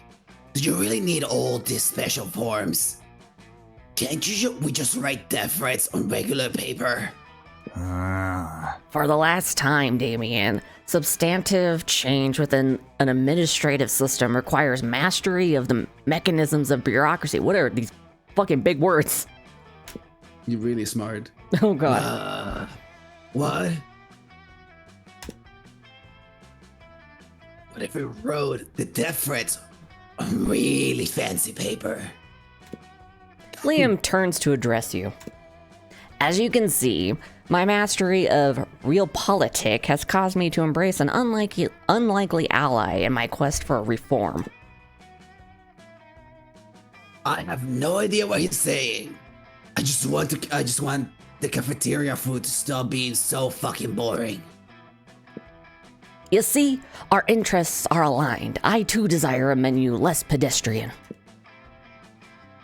Sure, either way, we're stuck on the last bid. We know what we want. Oh, Don't die on me. God. We know we wanted the menu to change, but we don't know what to change it to. Yes, we have indeed encountered a culinary block. Perhaps you can suggest something appropriately artistic. Oh boy. A white plate with a single sprig of parsley in the center, the essence of minimalism. A bowl of knives, the essence of knives. Obviously. Oh, that one is Damien. Yeah. Fuck yeah. Now that's interesting. Knives? Seems a bit, didactic. God, I'm so happy I don't have to voice that guy. Well, there you go. You get to say it now. Damn it. You'll see how didactic it is when I'm stabbing faces with a bowl full of knives. You don't know what didactic means, do you? Rad! Nope. But I do know how funny it will be to watch a bunch of nerds try to finish a knife bowl. Damien's application to add knives to the menu is a success. He starts holding daily knife eating contest. Dear God. There are no winners, except Damien, who thinks it's hilarious, and you, who came up with this. Fuck yes. Sure. Okay. You approach Scott and Polly's table to find them crouched behind a pile of jelly desserts, plotting. Bro. Bro. Thanks, bro, Sam. You're here, bro. Come out. Come and join our huddle. Maybe you're curious about our huge pile of jelly jam, gelatinous dessert cups? Well, wonder no more. We're going for the jelly prize. Yeah, we're going to win it. If we collect the foil cover of 100 jelly desserts, we'll be the lucky winners of... One free jelly dessert. Ah!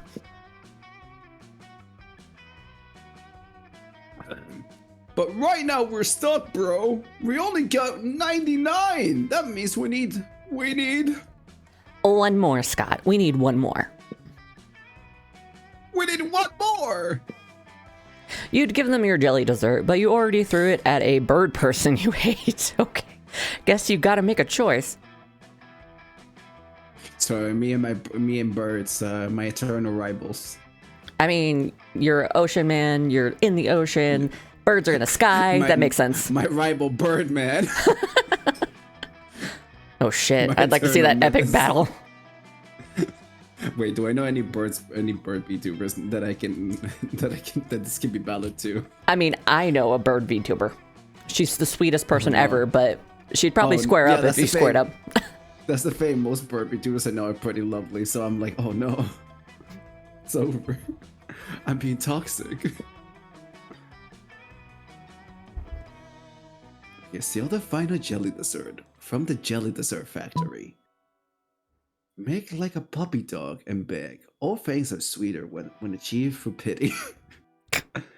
Okay, this sounds like Scott. Yeah. Begging? What? I never beg, except in intricately choreographed erotic scenarios. Oh? Is this an intricately choreographed erotic scenario? It could be. No, even better. This is just gazing sadly at people until they give us food. You happily follow Scott around the cafeteria, whimpering at people for their jelly desserts. Polly just eats all the stockpiled jelly desserts while you're busy begging. Also, no one is willing to give you any jelly desserts. But that doesn't matter. As the saying goes, begging is its own reward. Who says that? I have no idea. Bottoms in an S&M relationship? That and the quality time you get to spend with Scott, that's also a reward. That's also a reward. 100%. Okay, since we did a challenge, we can do a random. I'm gonna do another challenge. Let's see if I can win it again. Stop holding me. Everybody chooses an occupation. Say your choice out loud to the rest of the players. Well, there's what I do right now. We can both say what we do right now. Okay, I'm a security guard. Be the game designer. Oh, you're way cooler. You win this one. How likely it would be for Dalarum to get a job as a selected occupant? You already got it, so you got... Yeah. Sure. I am not creative at all. Oh my god. And you still got 5 money. I think we both got 5 money. Yeah, we both start with 5 monies unless you go full money. We're both poor bitches. I think the only character that likes money is a snake girl. Yeah, that's as much as I know about her. Yeah. To actually win some dating routes with her, you need to have a certain cash amount. That tracks. She doesn't date broke people. I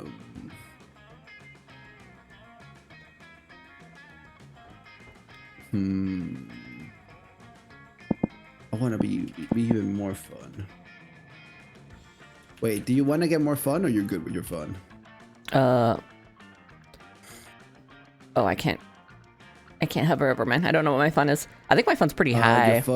Your fun is 11. Yeah, I'm good on fun. Okay, I'm gonna make my fun 12. Okay.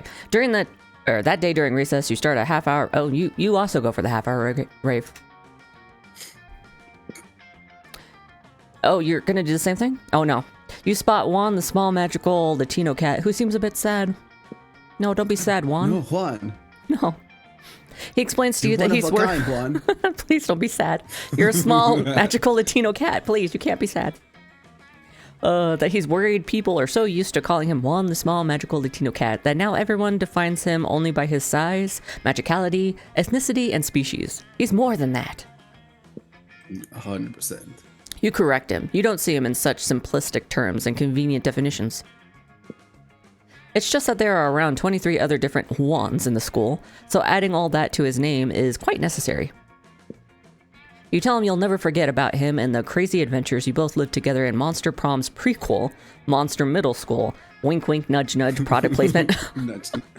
Product placement. They don't have Monster Middle School. They have Monster Road Trip and Monster Camp. When you go camping. The prequel that doesn't actually exist. That actually tracks for this franchise. You have a great time remembering, those crazy stories. You gain +2 fun.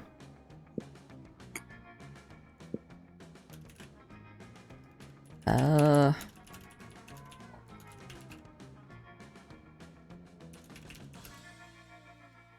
right, it's me.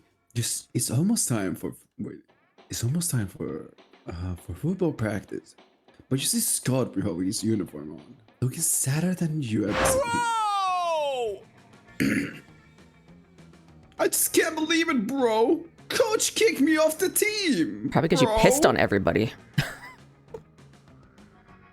No, it's cocaine. Oh, it's the cocaine. Not fair. How was I supposed to know that the new cocaine power drink contained cocaine, bro?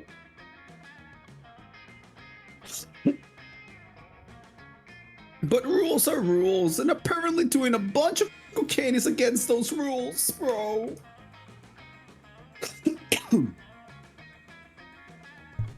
What am I gonna do, bro? Sports is my life. A life with sports is like a life without a life, bro. Please, bro, help me figure out a way to get back to the team. You'd love to help. The only question is, how? Okay. Okay, spike the punch with coke on prom night. If the whole team is on coke, coach will have to let you all play. That sounds bold. It does.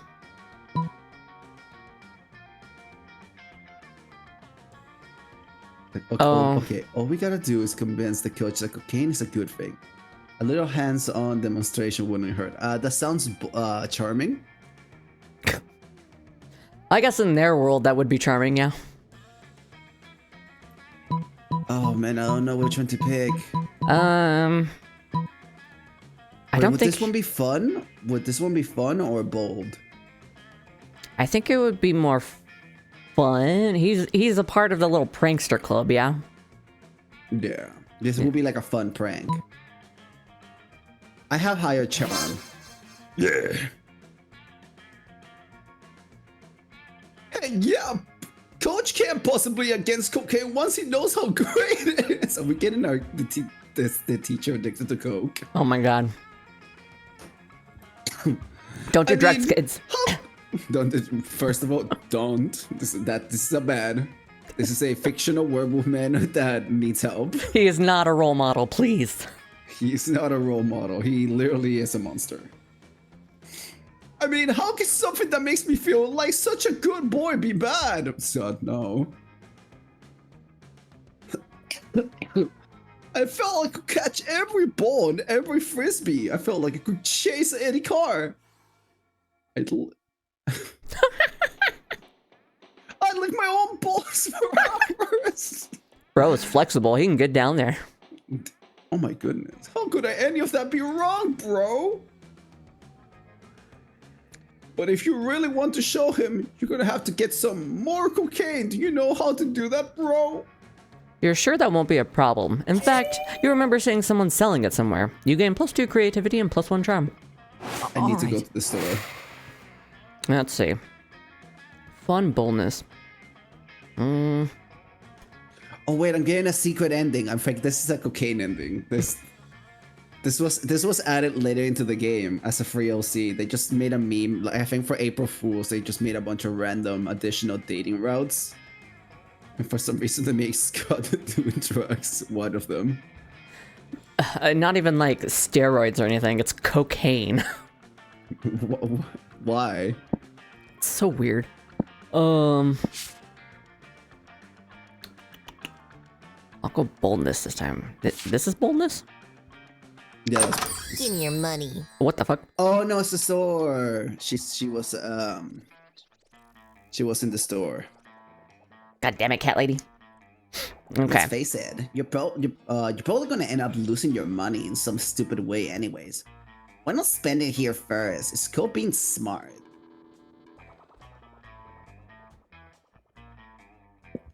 Okay. Bob Ross. Wait, how much is the? Don't buy the Coke. Wait, how much is the Coke? $10. Oh God, I need to start making money. Badass tattoo. What? A used tampon? What the fuck? You know, for good old blood rituals. Oh. Or in case you're just a creep with unhealthy obsessions, don't even dare ask me how I got this. I don't think I want it now. It has flames and a skull and even a knife. With this, you can murder your enemies, go to prison, make everyone your bitch, and then murder them too. And go to... That sounds like bold. Some kind of super prison. Street cred plus 9,000. A gift that keeps on giving. See, I'm wise enough to know when a gift needs given. That's secret endings. Oh, I think that's Holly. A penguin mask? You want this, you sick pervert? No, I don't. I wanted to see what it was. I had no idea you appreciated a good old reverse Romanian Wilkinson. What the fuck is that? I must admit, it's kind of hot you're into that kinky shit. Oh, good. Holly's secret route. I'm gonna do this. Yes. Okay, so I got my boldness. That's what I wanted. Oh my god, you got so much more boldness. Yeah, who would want to save money for their college fund when you can spend it on weird stuff that's most likely useless? That's the spirit, champ. It was $5. Yeah. Calm down. Okay, If I need to make 10 money. Good luck. Oh god, okay. Something happened to me. All right. Alright. That weekend, you find Scott gazing lovingly at a pickle. Okay. A sad look in his eyes. Oh, oh hey, bro. Bet you can help me make a really tough choice, bro. Cocaine or my bro? Aha. See, I really like Ocean, but I'm not sure I can commit yet because I also really like Cocaine? Oh, no. This pickle. this pickle. Look at it. It's also green, bro, and 40. And exactly the right size for a pickle, bro. Well, guess what? Ocean is also green, and he might have some warts down there. You don't know. The doctor never said that, so I hope I'm okay. Ocean is such a good person, but this pickle is such a good pickle. I can't choose. Won't you help me? I got this. That's literally just a pickle. You can make out with Ocean while also having a pickle. It's fine. Are you telling me you just throw away this pickle? Well, obviously it's this one. There you go. You're telling me I can have this pickle and go out with Ocean? Two things can be true at the same time. Oh my god. But Coach always says you can't have your pickle and eat it too. Well, your coach is an What? idiot because it's supposed to be your cake and eat it too, not pickle. Yeah, I'm also gonna give some illegal substances to that coach. Yeah, fuck that coach. Wait, are you saying that if I go out with Ocean, I don't have to eat the pickle? Cause he's got his own What? pickle, yes. That's what I'm saying. Well, yes, that's a true thing. You have no idea why he thought he would have to eat the pickle. You dumb fuck, I love you. Unbelievable! All this time I thought it wasn't really in a pickle, but it turns out the pickle was inside of me all along. Bro, it's crazy. I didn't know he was gonna bottom for you, damn. Or I mean, outside of me, but it doesn't need to be inside of me, and I don't need it to be inside of it. It's so simple, bro. Yeah. It is really simple. Way simpler than Scott's making it. But you know better than to get between a werewolf and his pickle. You gain +3 charm. Yo, let's go. Nice. What challenge we got this time? Everybody chooses a food. Say your choice out loud. Player order is decided based on how plausible the chosen food would be as a vehicle for government mind control. But fried chicken is really tasty. I will do many crimes for it. Fried chicken is pretty good. Since I'm eating French bread pizza, I'm gonna say French bread pizza. But you probably would have fried chicken because that's like everybody likes fried chicken, except for Yeah, vegans. it's But delicious. I mean, I don't think the government wants to mind control vegans. it's not economical. It's not economically sustainable. You're right. I mean, they gotta sell that meat. Okay, wait. Okay, I need to make Sure. to make that money. Make that bank. You gotta get that cocaine. That day you spend some time on the library's PCs managing your starch kicker. Fan-fucking-tastic. Ellie Butt Crush? You deceive lots of people with a sensationalist video and impossible promises. Nice! Oh, 420. I see. I see what they did that. You gain plus a bajillion money, but also everything goes to cover costs and you keep only +2 money. Oh, you're only 3 away. Oh. You glance at the computer next to you to see Scott apparently making out with the CD drive. Okay. You don't want to, but you ask him what he's doing. Hey, bro. The best I can do, bro. You know what? No one can ask anything other than that for you. The computer won't go into the internet because some kind of error, bro. The only kind of error I know is a fatal error, bro. So I'm giving the computer mouth to mouth to save his life. Live, damn you! I said live! You immediately notice that the computer's Ethernet cable is unplugged, but you let Scott keep blowing into the CPU. Maybe you can have a little fun before you fix it for him. You put on your best troubleshooting face and tell him. The problem is that you're giving mouth to mouth to the computer instead of me. Smooth. That sounds charming. Oh, I've seen this before. You need to take off your clothes and do 3 laps around the library, whistling all the numbers, you know. Now you're actually in a pickle. Do you see him naked or do you make out with him? Fuck. This is really this is life's big struggles. Okay, so this sounds charming, right?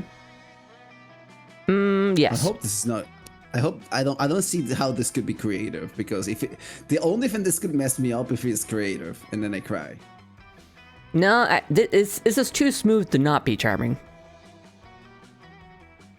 And this sounds bold or fun. Yeah.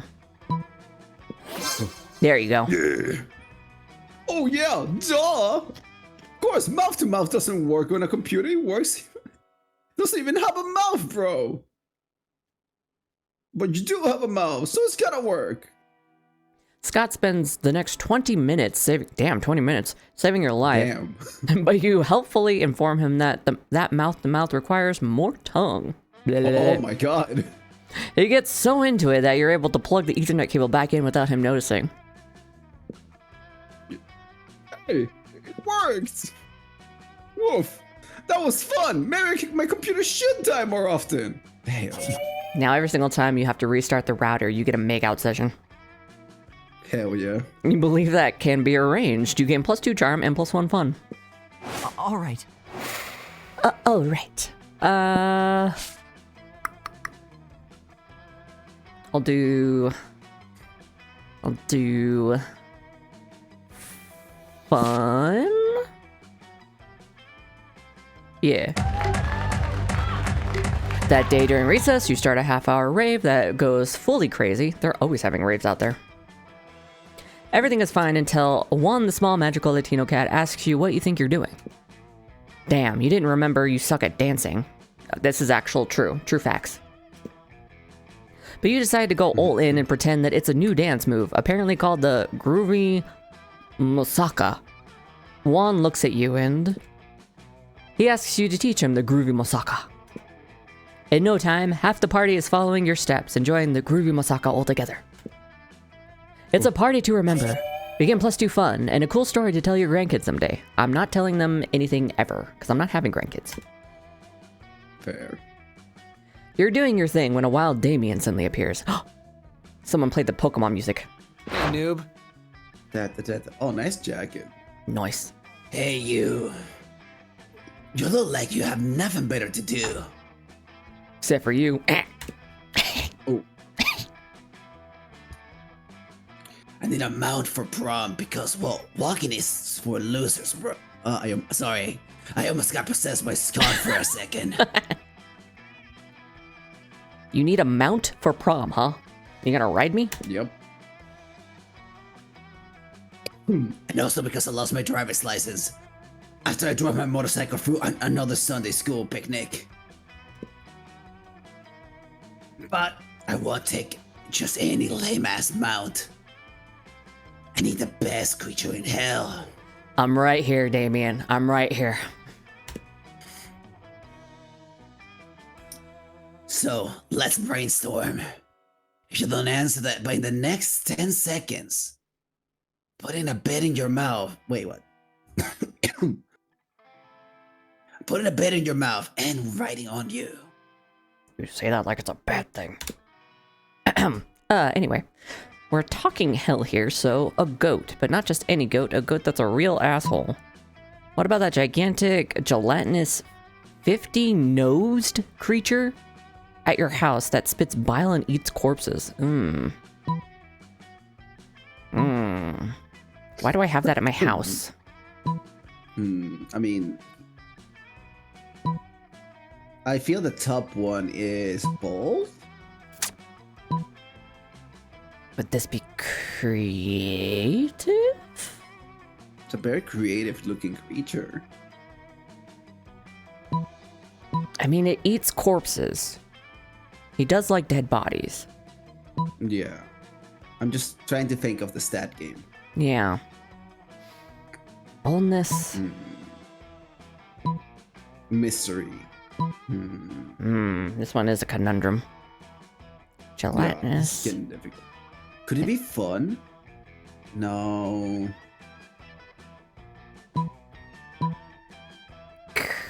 It could be their world's weird way of being charming. Like, hey, I got this thing at my house.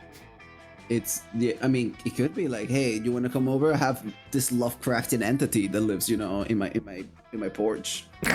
It just lives under there. Eats the rats. I'm gonna go with not so creative. Oh, I knew it. No. It's your grandma? Why is she living at my house? I just look at his house. Oh. You want me to ride my grandma? Why is your grandma a giant? Do you want me to ride my grandma into prom? She's a 50-nosed gelatinous cube. Weird. Would you ride your grandma? I don't know. It depends what she is. Oh shit. What if they think she's my date? What if we both rode her in? Oh my god, that's I think worse somehow. Oh god. Don't get grandma involved. It's bad enough I have to feed her and bathe her every night, bro. So you're coming to my house every night? I think it's in his house. You know, you look about the right size to be a grandma treat. You're pretty sure that's not a compliment. You flee before you can find out for sure. I lost charm. And one fun. Oh, well, at least it's still at 12. Okay. Do random.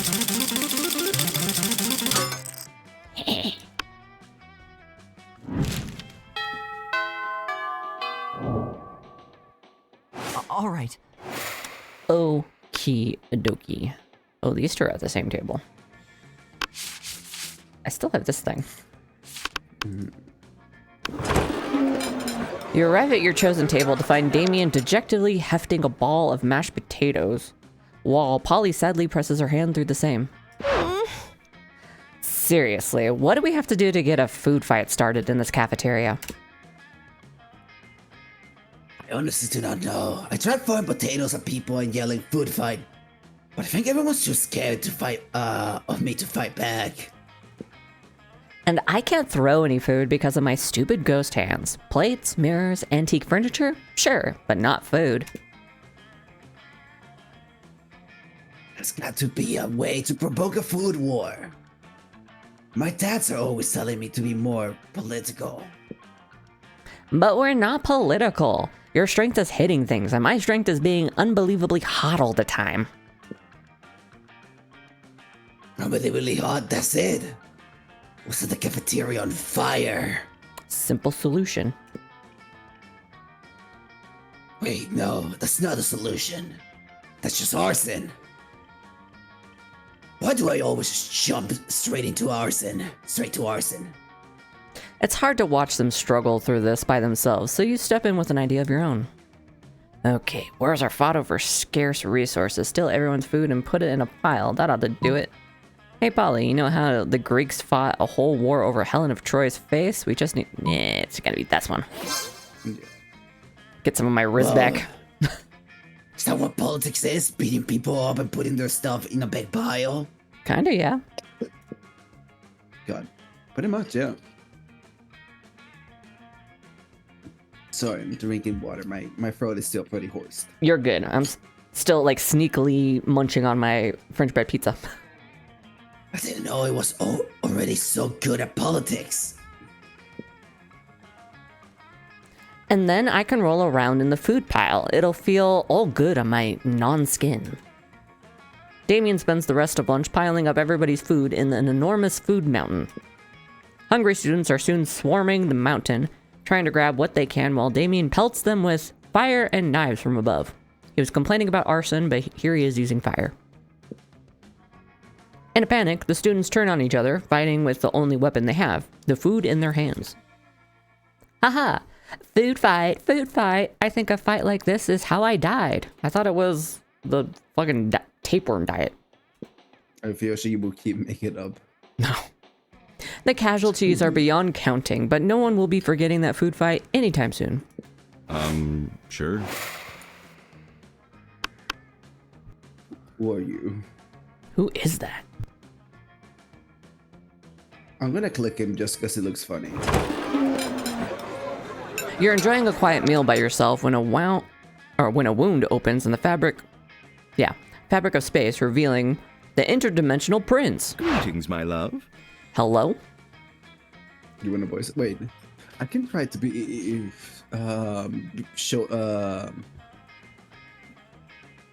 every single handsome anime boy ever. By all means. Greetings, hero. I have a task for you, which no hands are fit but yours. Oh, that's perfect. A portal is sealed against me, which I have not strength enough to open. Please, help me to break the seal. And this jar of... Why pickles again? I was gonna say. On this jar of kosher dill pickles. Well, at least they're kosher. Seriously? You take the jar from him, pop off the lid, and hand it back to him. Maybe he'll leave you alone now. Oh, bless you, hero. Your noble deeds deserve a noble title, yes. I'll give you one for your noble title. Redeemable now. Maybe he'll leave you alone if you accept a title. Anyway, having one would be sweet. You check his phone to see your options. Foreign minister in charge of extreme handsomeness, or the most unscrupulous treasurer. Wait, is this money? Did you get money? An excellent choice. And your timing couldn't be better. Alas, unscrupulous treasure jobs absconded with half of our funds. I'll just give you my account numbers, the keys to my money pit, and the combinations to all of my saves. I want to become this guy's friend. Hey, where did you go? No time to talk. Too busy absconding with funds. You take all you can carry, plus 4 money. There you go. And now I can buy a certain substance. Hell yeah. Oh, big stretch. You got it. Oh, Lord. Oh, my back.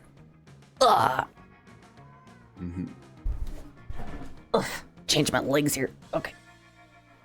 Hey. Oh, God. Okay. My bones, they hurt a little. My bones, my back, my everything. My bones. My old man bones. My wife. My wife. I don't know. I just hear my something and that just immediately comes to mind. Oh, God. Everybody chooses an object. The player order is decided based on how easy it would be to convince people you were a wizard if you traveled back in time to the Middle Ages with only the selected object. A bumpet. I'd probably go... It would have to be battery powered, but I'd probably go like projector. That would be really cool. But a bumpet would be really funny. It would be. You got like this. You keep telling that you're summoning a hex on people, and they're like, oh, he's gonna fool me. The mysterious lights. The peasant children are dancing in the streets.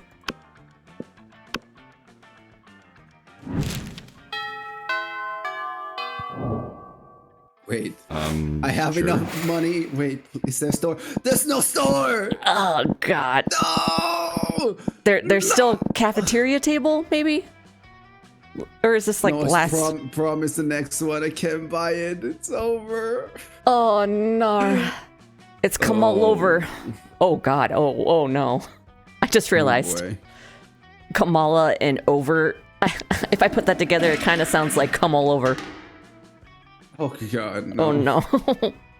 That day you skip class and just hang out in the bathrooms because you respect no authority.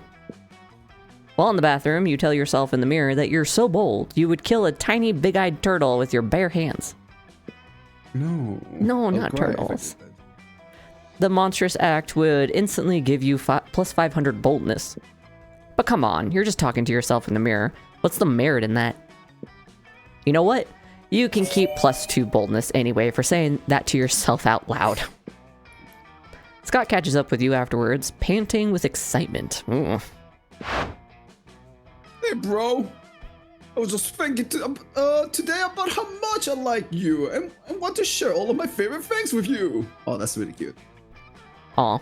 I thought about sharing my bones with you, but I don't remember where I buried them, any of them.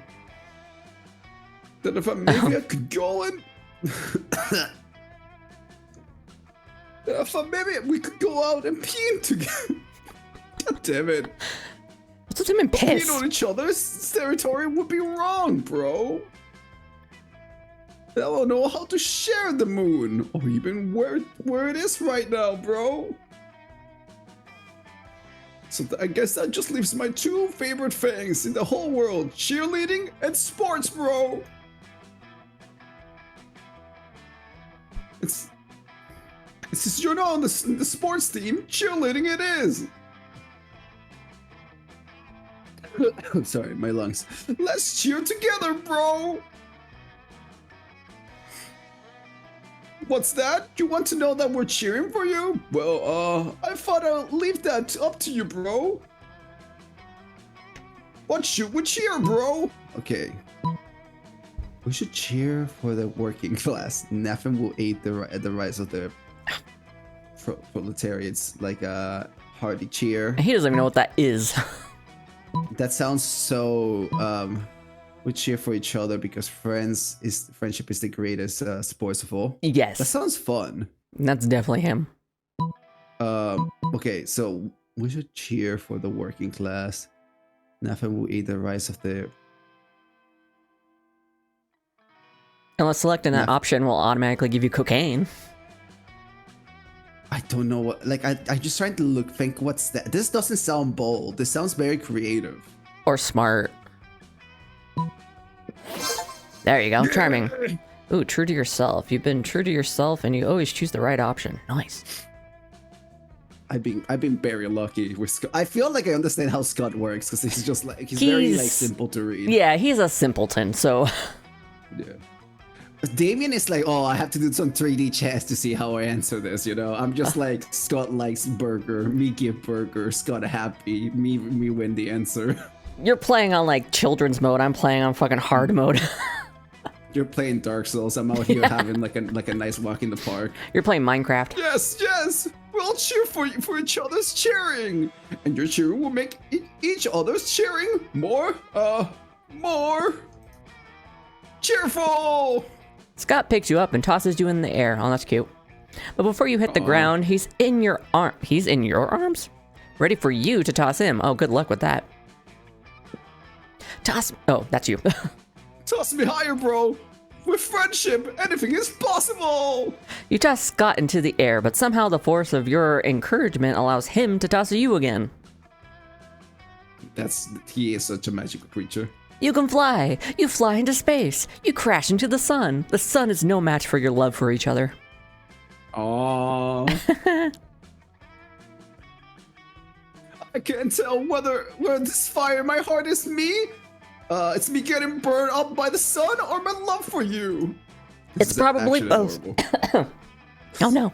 I'm choking on French bread pizza. Ah. Oh, my throat is still terrible. Oh, okay. It's probably both. You slingshot around the sun, traveling faster than the speed of light. Oh, I feel I didn't get the cocaine ending, but I feel this is slightly nicer. You know, Yeah. we didn't get Scott or his teacher addicted to coke. We were so close.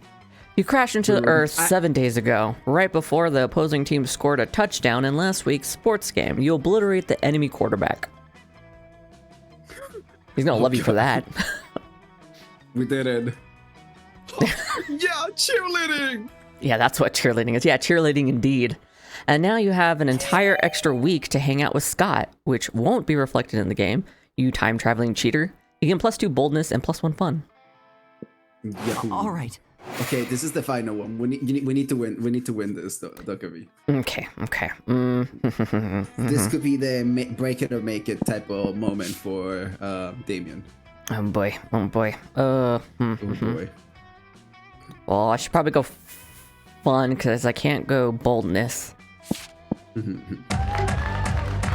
That day during recess, you start a half-hour rave that goes full crazy. Yes. At one point, Juan, the small magical Latino cat, slips on a banana peel. You start to laugh at him. Oh no, don't laugh at him. No, not Juan. He asks you to stop, but you don't. You laugh so hard at him that you somehow steal +2 fun from him. Well, at least I didn't have to, like, eat his innards or whatever I did to that last guy. Yeah, the poor clown. Oh yeah, the clown. Yeah, we committed first-degree murder on a clown, unironically. It's later when you're minding your own business and definitely not doodling pictures of Damien in your notebook. When you see Damien making his way over to you, and at which point you definitely do not need to hide your drawings. Yo, so here's the thing. You know how I think most people are pretty much 100% off of fuck doors? I'm with you there. I actually think you're only 70% off of fuck door tops. I love the number 7. Oh. In fact, I actually think you're kind of rad. Hell yes. I've been meaning to get to a new tattoo since nothing as rad as intentionally sticking a needle into yourself. You're gonna stick your needle in me. Okay, moving on. Oh. I didn't say anything. To create a permanent image of... Oh no, don't die. Sorry. I'm fighting my heart. I'm fighting like my demons, and the demons is Damien because his voice is too raspy. Demons are in your lungs. To create a permanent image of your skin for fucking ever. And I thought maybe we could get matching tattoos. If you can come with me, something rad is for us. If you can come up with something rad for us. Oh boy. Oh my god. It's your chance to once and for all convince Damien of how awesome you are. Oh Jesus. Please be an easy choice. Don't fuck this up. It's time to suggest the baddest, raddest, maddest tattoo of all time, which is... Okay. A sea cucumber. No.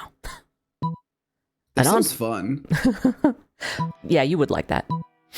An on-fire pentagram made out of pentagrams, and those pentagrams are made out of guns that shoot pentagrams, and the pentagrams are on fire, and the fire is on fire. If it's not this option, I'm gonna light myself on fire. Wait. I mean, it's... Oh, yeah! Oh my fuck. You love me now, right? That's the most metal thing I ever heard. I made a good choice with you. Man, that last, like... It, like, even broke up your mic. Oh god, did I went too loud? Sorry. You're totally fine. It was just funny, because it was like... Yeah. Maybe the pentagrams are the pentagrams could be... Maybe the pentagrams that are pentagrams could be made of pentagrams that are pentagrams. Yeah, wrap your head around that.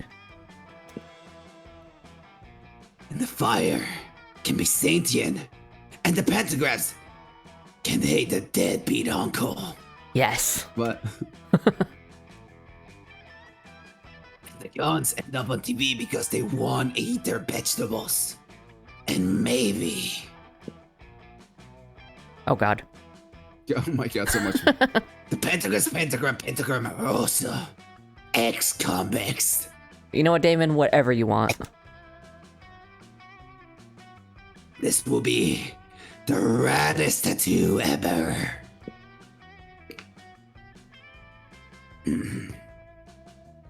Let's go get them right now and have them on both of our bodies together forever.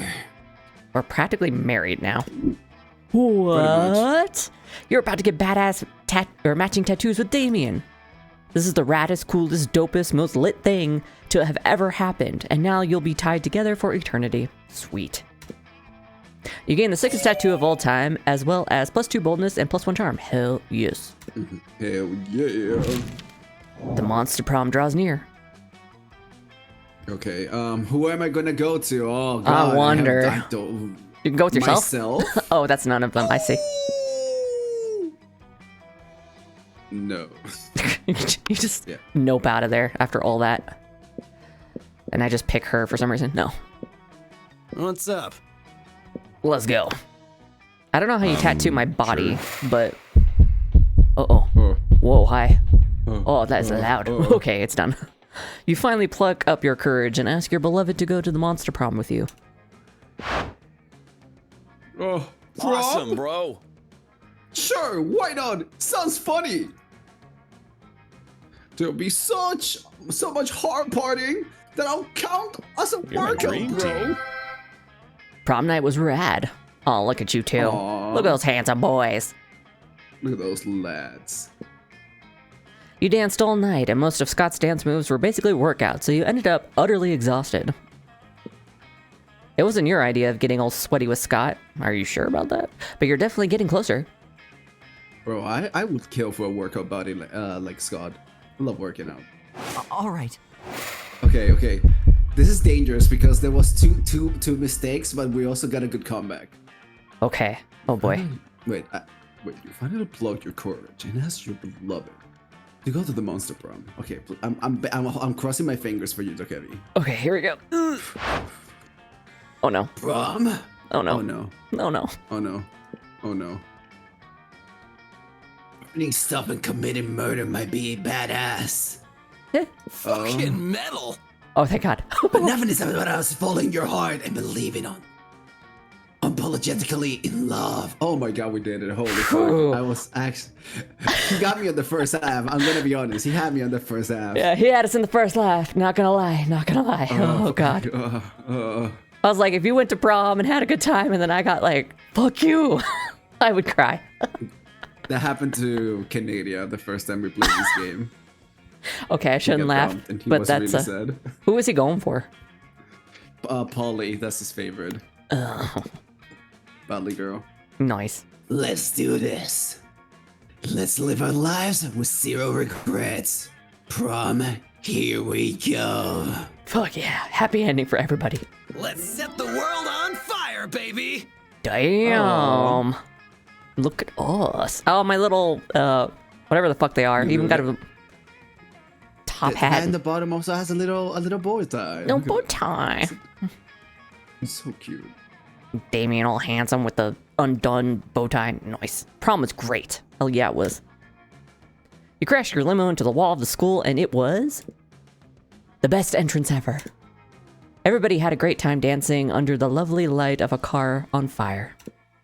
One last act of arson. Delirium. Most likely to be a tasty if eaten by other people. I'll take it. Scott. Best at cheerleading when cheerleading is neither required nor wanted. That tracks. So we got three regular endings and no magic space. Yeah, so that's 34 endings total in this game. Jesus Fun fact. Christ. And multiple for every character. Those 3 weeks were maybe the most epic and absurd weeks of our lives. After the Monster Prom, we kept on living our lives, falling in love, battling for friendship, and learning about who we were and who we could be. Who's this in the middle? That's the coach. Fucking Blorbo. Oh, middle guy? Oh yeah, he is the poly ending. Oh, he's the poly. Okay. I guess he probably could please everybody. And you know what? Like it always does, life happened, and it was wonderful. Also, this crazy woman down here. Do you mean the purple girl? Yeah. She's a DLC dateable option, and she is a shipper, and she likes fandoms. Oh, we're gonna get along just fine. They are hilarious and adorable. Damien became an interior designer specializing in torture machines. Oh, at first I was like, what? And then I'm like, no, that tracks. Last month, Vogue magazine called his products the refined marriage between macabre and chic. Scott turned out to be a genius. What? Yeah. And became the most renowned mathematician in the country? It was the cocaine. It awakened his brain. No, it was the cheerleading. He cheerleaded. We went to the sun so hard that like his brain like activated. Cheerleaded himself into space, met an alien who unlocked all the brain cells that were clogged with protein shakes and cocaine.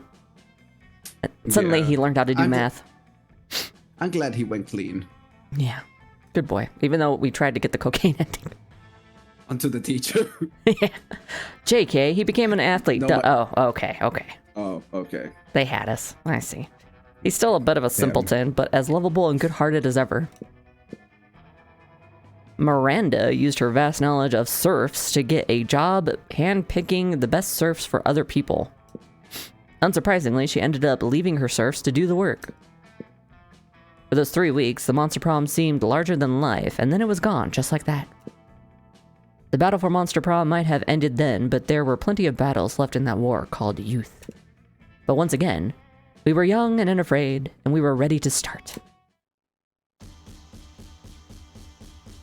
I like the endings of this game. They're always so cute. Nice, nice. I just really like the art style. Yeah, me too. Oh, I like the art with Scott in the background with a little teddy bear. Nice.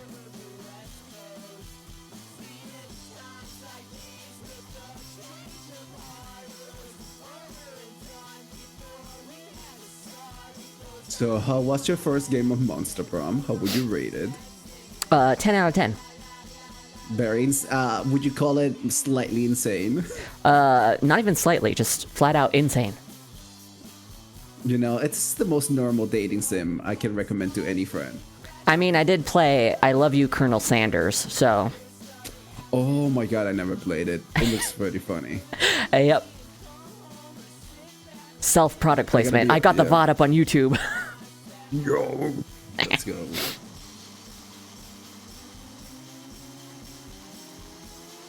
Oh, I like that one. Fun. This is a game I could definitely play over and over again. Oh yeah, completely. Like, I feel like every character, because every character has multiple endings and stuff like that. I mean, what'd you say, 43? Like 34, something like that. Oh, also, fun fact, you saw like that when you went to the store, there was like a free item. Uh-huh. The free item's actually a different route that doesn't involve a date, usually. It just means that you go with someone, do some, like a quest. Oh. Like, if you want like a quick spoiler for one. Sure. You get a garden gnome, and you need to discover why garden gnomes are being protected by the church, and you need to fight the Pope. Oh, fucking square up, Pope. I want that. Yeah, like makes no sense, right? But you know, just Monster Prom being Monster Prom. That was so fun. Super duper fun. Would totally do this again. Yeah. Maybe next time when you're not dying. So doing Damien's voice doesn't kill you. Honestly, like I could go even more growly if I had like actual. Because I was like legit checking before a stream. I was like, could I do growly voices? And I'm like, no, I can't. But I can try. It's gonna come out terribly. I can't even do growly. Like, I used to do growly voices before because I was like teaching myself how to make like different accents and tonalities, and one of them was like a friend really liked the Warhammer games. It's like, oh, the orcs are really cool. And I'm like, oh, it's like a weird Cockney accent, but like more of like a very gruff guy.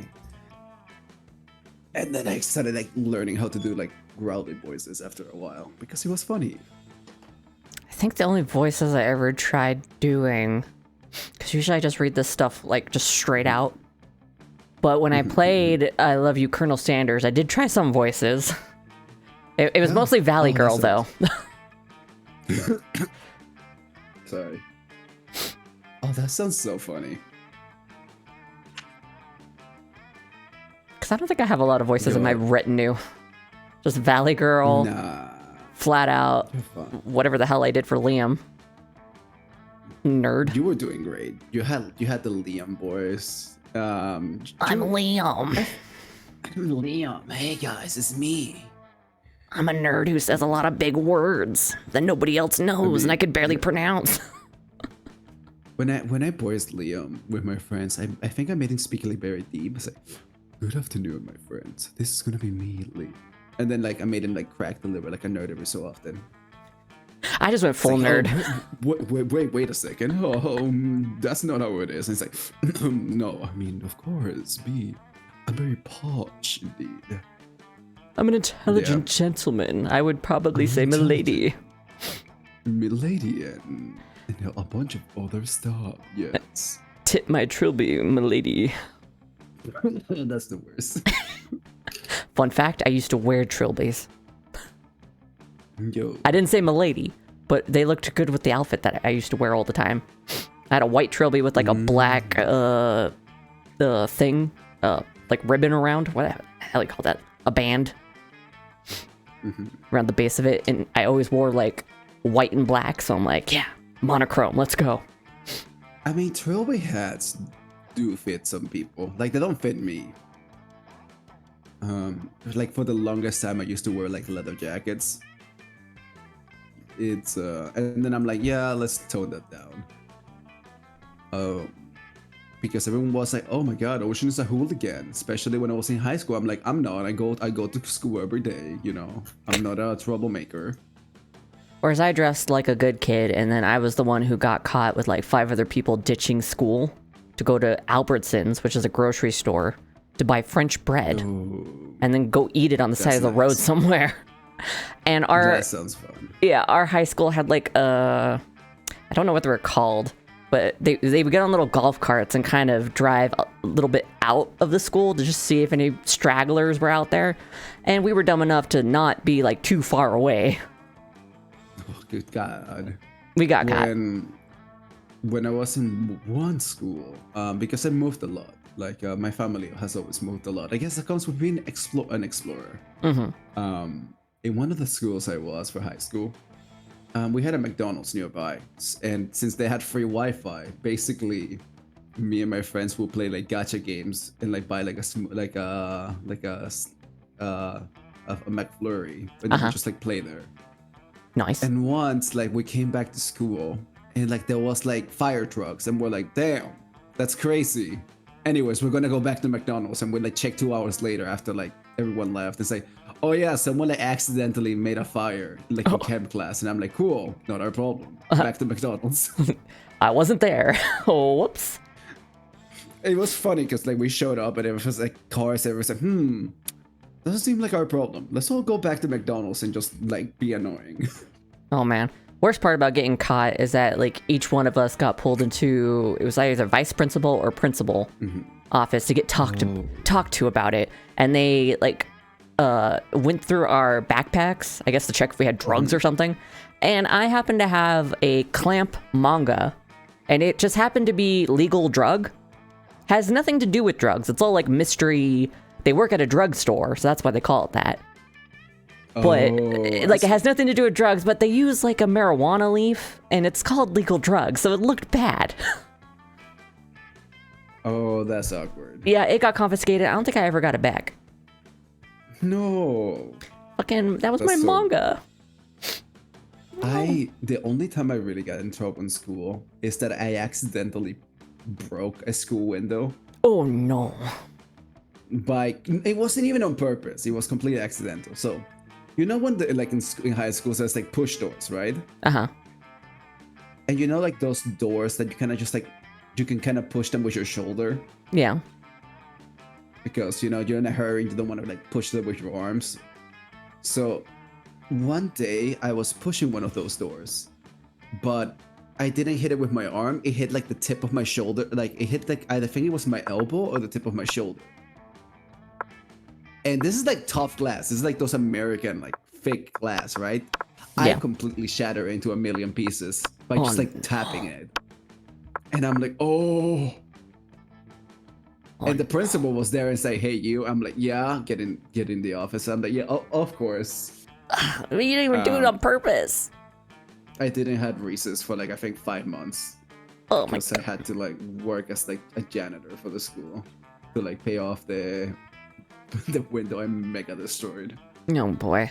I think the most in trouble I ever got, other than the ditching thing, was probably in elementary school. I was a very awkward kid. I mean, ADHD, undiagnosed. I didn't get diagnosed until this year. I mean, I knew, but nobody ever fucking actually took me to a therapist. I had to take myself. And I'm pretty sure I'm on the spectrum. My therapist is pretty convinced, but I don't have an official evaluation because those fuckers cost like $2,000, $3,000. But Yeah, exactly. yeah, so kid like that, very awkward, not really, I don't think I had any friends at the time. I was really, really young. And my mom had 3, I think they were actual gold necklaces, and each one of them had my name, my older sister's name, and my younger sister's name. I guess we were gonna inherit it one day, but she didn't like hide them or anything. They were just kind of in a very obvious place. But I never wear jewelry. I'm not a jewelry person, so I'm like, oh, I'm gonna be nice and give it to somebody who's nice to me, which was the principal at my elementary school. So I was like, oh, I'll give this to her because I wanted to do a nice thing.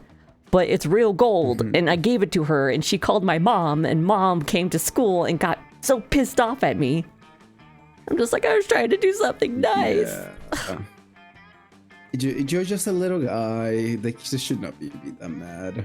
Yeah, the one time I should have gotten in so much trouble, but somehow it just went right over everybody's head, and I just like skidded by somehow. I was like a little klepto in 5th grade. Yeah, 5th grade. And God, because I mean, I'm a middle kid. I didn't really ever get like anything. My parents aren't like that rich or anything like that. So I went to school with a lot of kids that like got a lot of shit, like cool shit, like Pokemon cards and Pokemon games and all this stuff.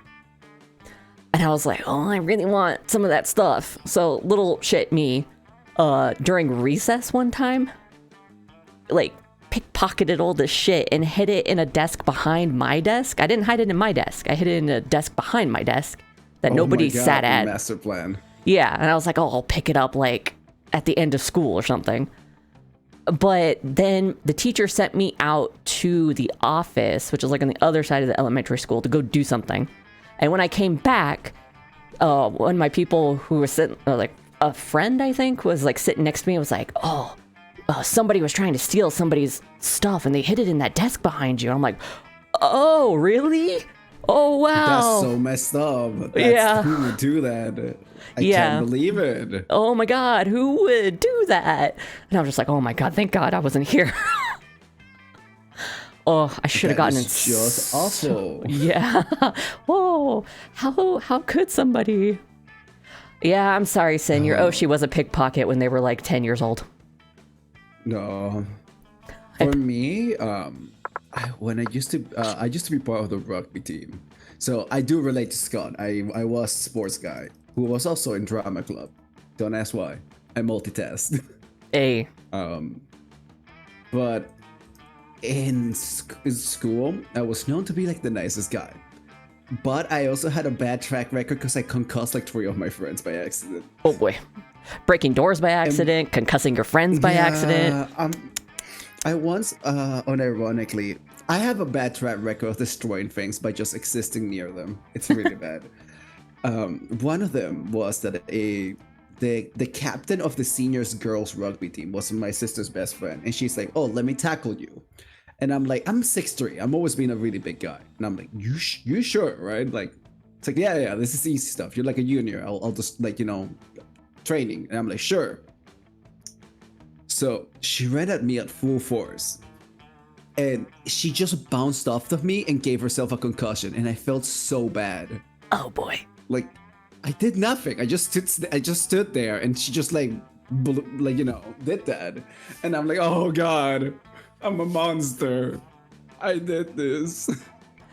I had a like opposite where I ran into the thing that wasn't moving. My family and I used to go to the desert a lot to do like motocross and ATV and motorcycle driving, and we had parked our like camp trailer in an area that had a lot of gravel, and if you're going really fast and you brake, you're not really gonna slow down for a while. No, you don't. So maybe don't drive right at the trailer like my dumbass thinking, oh, I can just turn at the last second and it'll be really cool. I can wave a mom through the window. Only instead I slammed right into the side of it. My head bounced off. My knee bounced off my ATV. But all I was concerned about was I cracked the front. What was the side? It was basically the poo container. Whatever the hell you call that. Little sewage container. Yeah, I hit that. It didn't like spill everywhere or like gush or anything like that, but it was not functioning very well. But I was concerned about like breaking something rather than the fact that my knee ended up like so swollen. Like it might as well have been a bowling ball all the way around. Okay. And it was the first time I ever passed out because they brought me inside, they put me on a bench and like propped my knee up, and 20 minutes later I'm like, I'm thirsty, I want to get some water, not realizing all the blood has like pooled to my legs. So I stand up, then, it rushes to my brain and just down on the ground, and I think I'm like, I had dreamed the whole thing.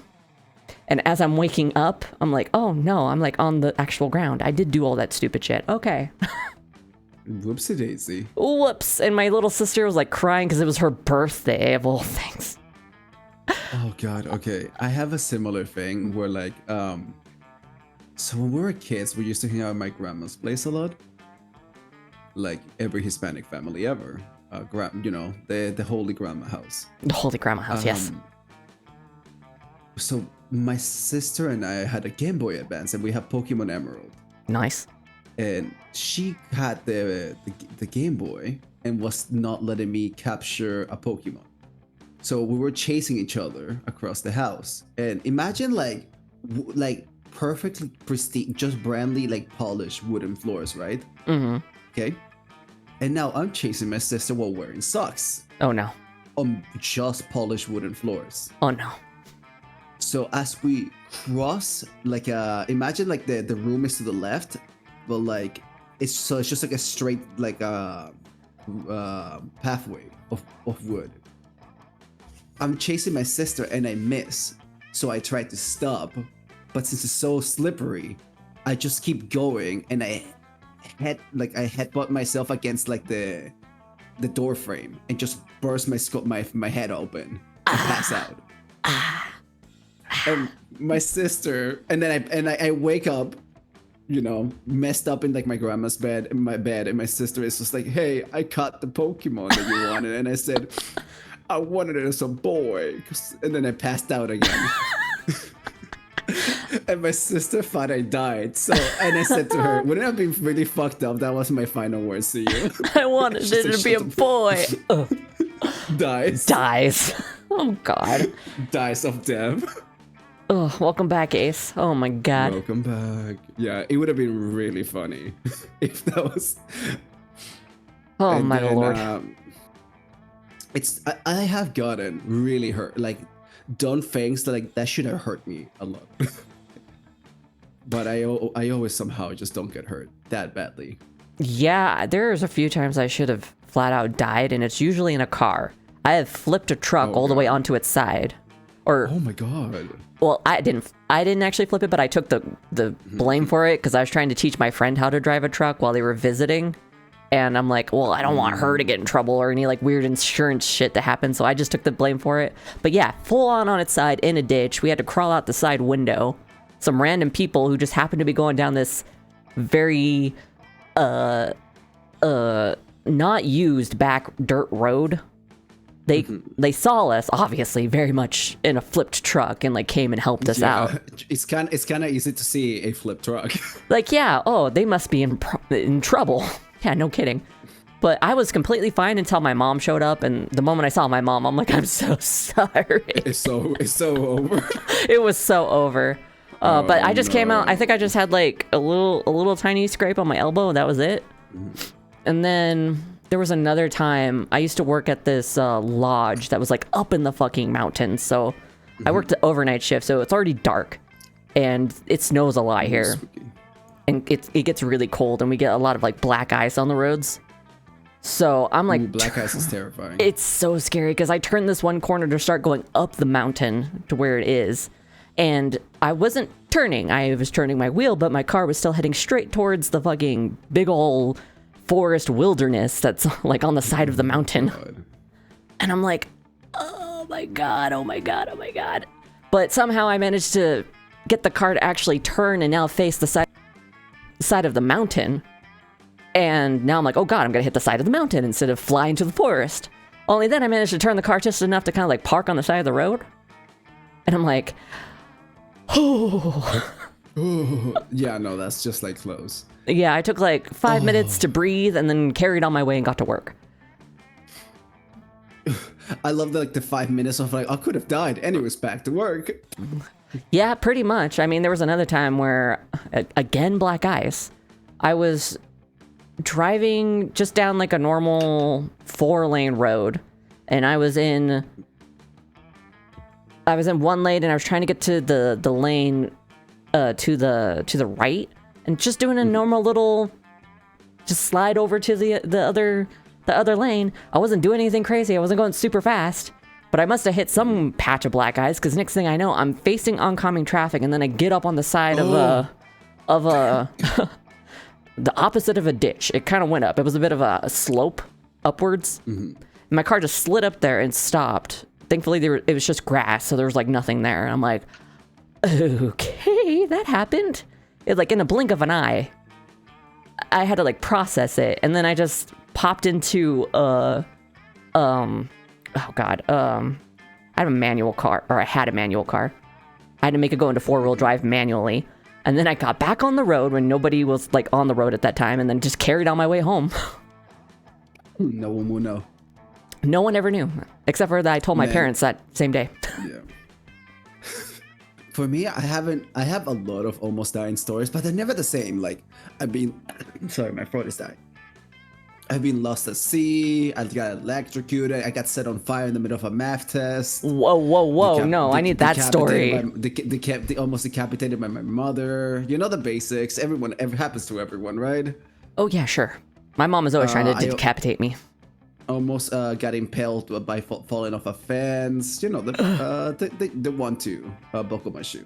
Okay, I need to know how you got lit on fire in math class. Oh yeah, so I told this story to a bunch of people, and Sally Estrella, a lovely lad, calls it the emulation math test.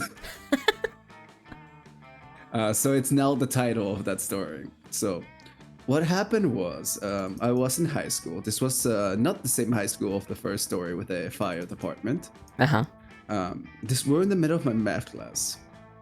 And my friends usually the trauma OMG. Yeah. Listen, it's fine. It's comedy.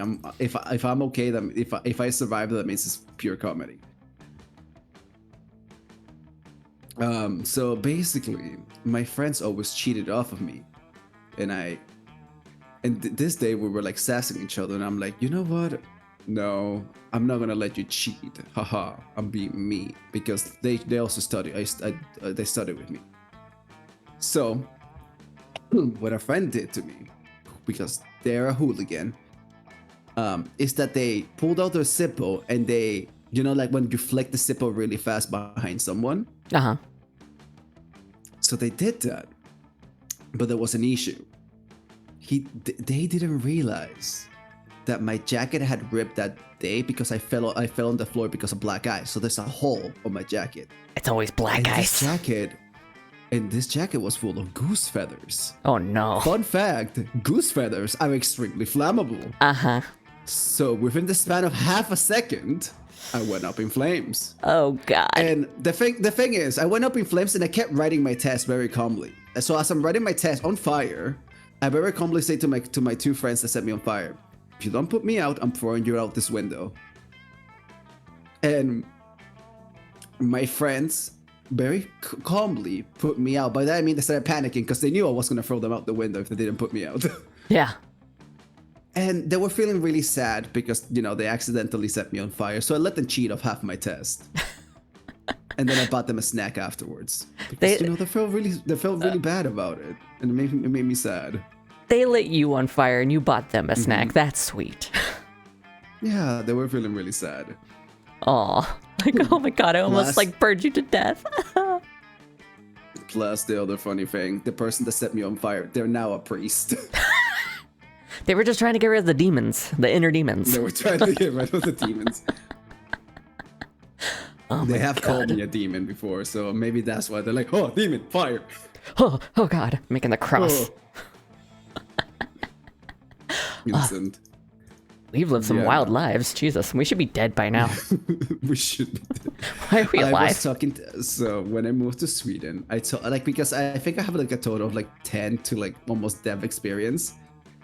Or more, like just crazy stories. And someone had like a mini panic attack because it's like, you have almost died more times than I've been alive.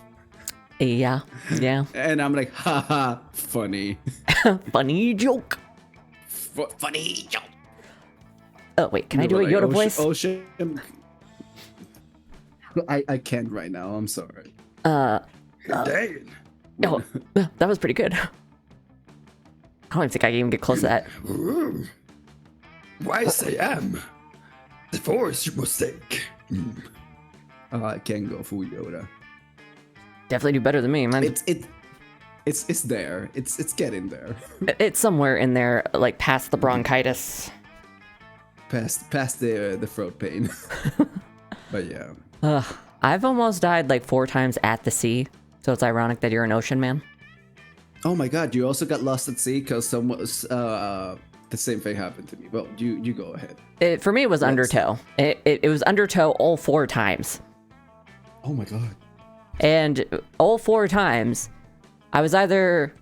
On 2 times I was alone, and the other 2 times there was an adult on the beach that I'm like, help me! And they're just like, oh yeah, you're having a good time, hello. Kids will be kids. Look at them having fun. Yeah, and I realized there's a reason that's a statistic why kids will drown, because adults don't realize that they're not playing, they're dying. Yeah. So for me, I was born in the Caribbean. Sorry. Well, in the Caribbean, there is this like boat. Like it's like, imagine, there's like this boat ride. So they drive you almost to like in the middle of the open sea, and like so like you can kind of see like the area around, right? So what happened was, there was also a tour. It's like a banana boat. It's like an inflatable boat, and you hold onto it.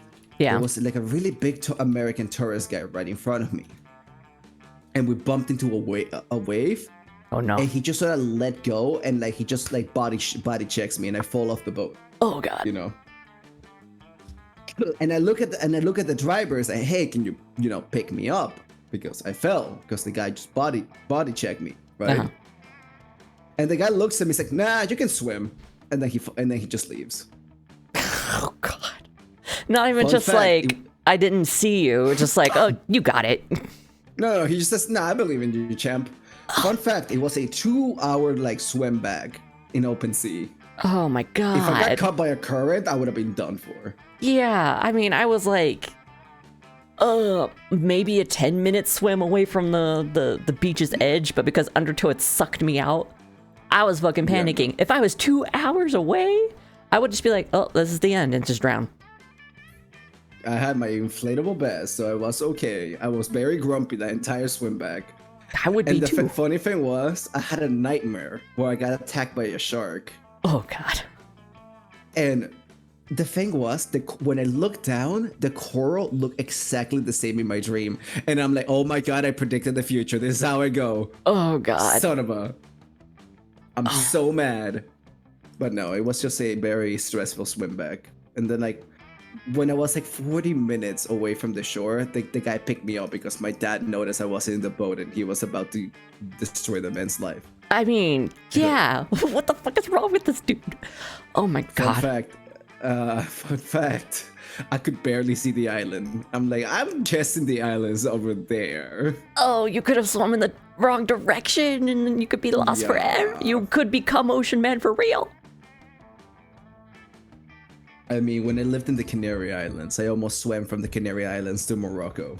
Oh my god. Could have done it. If I was more determined, I could have gotten the job done. I mean, I wish I was determined not to drown as one of my favorite J-rock singers, Gocht. He almost drowned in the ocean, but then he literally thought that, well, if I drown and die, then I can never have sex again. And he saved himself because of that thought. What a legend. He's like... Truly a legend. You know, he had his priorities straight. He's like, I gotta play more Monster Prom. I can't die yet. Yeah, I gotta romance everybody, even the Blorbo. Yeah. Even Blorbo. The polyamorous Blorbo. Yeah. Polyamorous Blorbo, the hero of the people. There he is, right there. Yeah, no, whenever I talk to my friends, they're like, Ocean, how are you still alive? And I'm like, I'm just silly that way. I'm just silly, that's why I'm alive. It's my silly, goofy powers kicking in, keeping me going. Yeah, I got like weird, would I call it luck? Or like good karma that then will turn into like bad karma for like a month, but then I have like really good karma for like 6 months, so. Yeah, I have like a similar thing where like, unfortunate things happen to me, but like it always comes out alright. So it's like, would you call it bad luck or good luck? Because like, you know, I'm okay. It's now just like an interesting story, you know. Yeah, like for instance, one time when I was I'd moved back to California and I was just, I think it was after work sometime. Was it in the morning? Maybe it was for lunch. I went to Taco Bell and there was a car that was like parked pointed towards the drive-thru, but they weren't in the drive-thru. They were like in the parking spots. So I thought they were just chilling there. I even like paused, like just in case you were actually in the line, but they didn't move. So I'm like, okay, so I just went. I mean, there was nobody else in the like drive-thru, so I don't know why they didn't pull forward. But anyway, I pull up and I start ordering, and then I see the guy pull up like right on my ass, and he's like getting all angry. He doesn't get out of his car, but I can see him fuming through his windshield. I'm like, what the fuck? But I get my food, I go home, and I don't notice until I get to work that night that he had hit my left side bumper and like pushed it in. So there was a big old inward dent. I'm like, what the fuck? Oh my god. Like, Bro. you're that mad about Taco Bell? What the fuck? But that same night at my work, I worked at a hotel at the time. A guy came in and he works on like car bumpers. And he's like, do you want to like make a deal? Like you pay for the hotel room and I'll do your bumper for free right now? I'm like, yeah, okay, I'll do that. So I paid like $80 versus like the $200 it was gonna cost at like a shop. Yo, that's a steal. And he did a pretty good job. I mean, there's still a bit of a little crack that you can see, but it's like not really that noticeable. You have to like really be looking at it. Otherwise, I'm pretty okay with it. But I mean, 80 some odd bucks, he gets a hotel room, I get a fixed bumper from Angry Taco Bell Man. Angry Taco Bell Man sounds like an entity. He should be in Florida. Also, yeah, no, honestly, for me, when I was in Canada, because I used to live in Canada. Mm-hmm. Used to live I everywhere. Lived in many countries. Yeah, I'm missing 2 continents. I'm missing Asia, and I'm missing Australia, and then I get every continent, and then I can go to live in Antarctica. It's kind of like Pokemon badges. Once you live in every continent, you get to move to Antarctica and fight the Elite Four. Oh man, I've only lived in 3 states here in the US and then the northern end of the main island of Japan. That's it. Oh wow, that sounds super fun. Yeah, only because I'm a Navy brat, and my dad was in the Navy, and my mom gave birth to me in Japan, and we were there for like the first 3 years of my life until eventually we moved back to California. I see. I always wanted to visit Japan. They always say it's really pretty. Yeah, we were in the like northern end, which is like kind of the sticks, sort of. Wasn't a whole lot special there, but it was really pretty. Oh. Also, talking about crazy fast food people, I have a funny one to tell you. I'm listening. So, for me, a really dumb fast food person. God, well, let me. I'm trying to. Oh, I remember now. So basically. Oh wait, I think this is an ad break. Oh, that's fine. So basically, what happened was that when me and a friend went to the McDonald's, where like where like the fire incident happened, and we were hanging out. I was just about to ask if it was the same. It is the same one. Many weird things happen inside that one McDonald's. We're walking, and when like you walk, you look like side to side to see, just like you're just checking your surroundings, right? Yeah. I accidentally looked into a car window, and I saw two people being very close to each other in a car. Oh my god. And I'm like, what? And my instant question is, why in a McDonald's parking lot? Like, what? There's a million other places, So, anyways, we go into the before that, the guy makes eye contact with me, and he gets really fucking mad, and I'm like, bro, you are literally in the middle of this like public area. Why are you shocked and or mad that someone saw you? Anyway, so we go into the place, and we're just like, I'm kind of laughing about it because it was so random. And guess who kicks the door open of the McDonald's? Birdman. Yes, it's Birdman, my rival. No, it is the guy who was in the car making out. Oh my god. And he's red his face, and he's like hyperventilating, And Bro. then I get up. I'm like 1 foot taller than this guy. Huh? And then he looks at me, realizes that he can't beat me up. Starts like looking around because he kind of realized that he embarrassed himself. Yeah. He points at me and then he runs away. Oh my god. And all I can do is just start burst laughing because like, what just happened? A man showed up and wanted to fight me, realized he can't win, and then he just like waddled away. Bro, there's just some stupid ass people in this world. I worked security at a library, which you hear that and you don't think, oh, a lot of shit's gonna happen there. That's super dangerous. No, you think, oh, library, it's probably chill. You probably didn't do much. Nice and fun. No, 5 years I worked there, and I have a journal full of like fucking weird ass stories. Wild ass stories. Somebody drove a car into the side of the building. Somehow didn't break through the wall, but like he slammed into the side of the building. He drove off, but I went out there. His license plate had fallen off his car, so I handed the license plate to the cop that showed up. Like, Okay. you could probably identify him with this, yeah. And then he got arrested like 15 minutes later. I saw like a news report on the TV the next day. I'm like, yeah, no fucking shit. God. And that's just 1 out of 5 years worth of all sorts of bullshit. The amount of times I caught people, there's a shed just like right in a corner of the parking lot, and the parking lot isn't like huge. And I would like, when I did my patrols outside, I would go through the back alley. They're either being silly or they were always using it as like a public toilet. I caught people pissing and shitting over there so many times that when I had to call, I don't know. Oh God, oh, I'm being waterboarded. No. There, I took a sip. There's so many questions. I can't believe it. I don't know. The amount of times I had to call the poor maintenance guy and be like, I'm sorry to call you again for this, but and he's like, did someone shit out there again? I'm like, yeah, someone shit.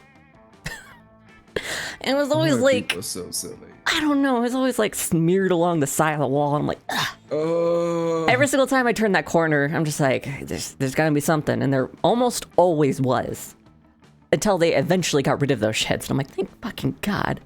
But to kind of bounce off your story of catching people doing the badonkadonk in the public space, I was going through the back alley, and we're like right next to like two or three other buildings that kind of also line the alleyway. And there's a little tiny shipping truck for one of the buildings. It's kind of parked on the like opposite side of the library in the alleyway. And there's not a lot of space between that building and the truck, but there's enough space for like some people to hide back there. So I'd always kind of take a peek. But thankfully I didn't look behind the truck. I just kind of looked under like the wheel well area. And I saw 4 sets of feet, one of which the knees were also visible. And yeah, somebody was getting serviced, and I'm just like, oh no. And I had to be like, hey, I know what you two are doing back there. You can't be doing that here. You need to leave. And I had to like watch them like walk of shame leave the alleyway. Awkwardly waddle away. Yeah. Yeah. Security jobs, it's something I don't envy, because security is always like, you just get to deal with the stupidity of humanity. For real. I saw the worst people in existence at that fucking library. And the second day that I started working for a new security company. This one was like an armed position. Like they went into some shady fucking places. I certainly did. And second day on the job, it was my second training day. My trainer has body armor. I'm just in like a military jacket with my badge on it. Like no body protection, but he's got like full on body protection. And he's got like an automatic rifle he puts in the back seat. He's like, yeah, we're going to be going to the blank apartments. Yeah, a girl was shot last night. We're going to go check it out. I'm like, I don't even have my certification to carry a weapon yet. Hello?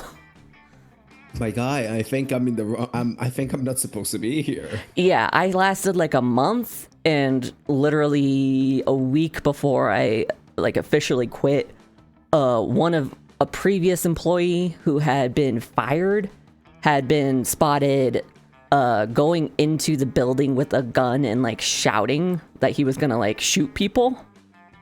And that was a past security officer. So I'm like, you know, maybe this isn't the right place for me. This is not my type of job, you know? Nope. So I went to go work for FedEx for like 6 months before I went back to the current security people that I work for, who are unarmed. And now the position I have is so lackadaisy and easy. I just have to deal with semi-truck drivers. It's like so easy. That's nice to hear. Yeah, but oh my God. For me, I can't say that I work at making video games. Basically, I'm a video game level designer. Nice. It is so fun, but at the same time so stressful. I can imagine. It is like, I understand now why like games come out broken, because like you just don't have the time, and like whenever you work on a game, people will care more because you want to get it done. Because it's like it's your hours. You're like trying to do it. Well, when someone you play the game, it's like, if you jump into this little corners in a certain angle, you break the game. I'm like, my guy, can you not? can you not fucking like beta test our game when it's already out? Please don't. I will cry. Oh God, no, yeah, it's super silly, but honestly really fun. I'm currently moving to a different company right now, so it's been a funny transition. But it's honestly really fun. So I can relate to the whole tomfoolery of jobs.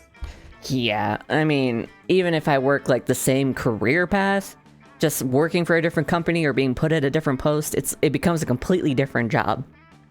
And where I live, they have a annual biker rally, and they're like right-wing, terrible conservative, you know, the assholes of humanity kind of people. Oh God.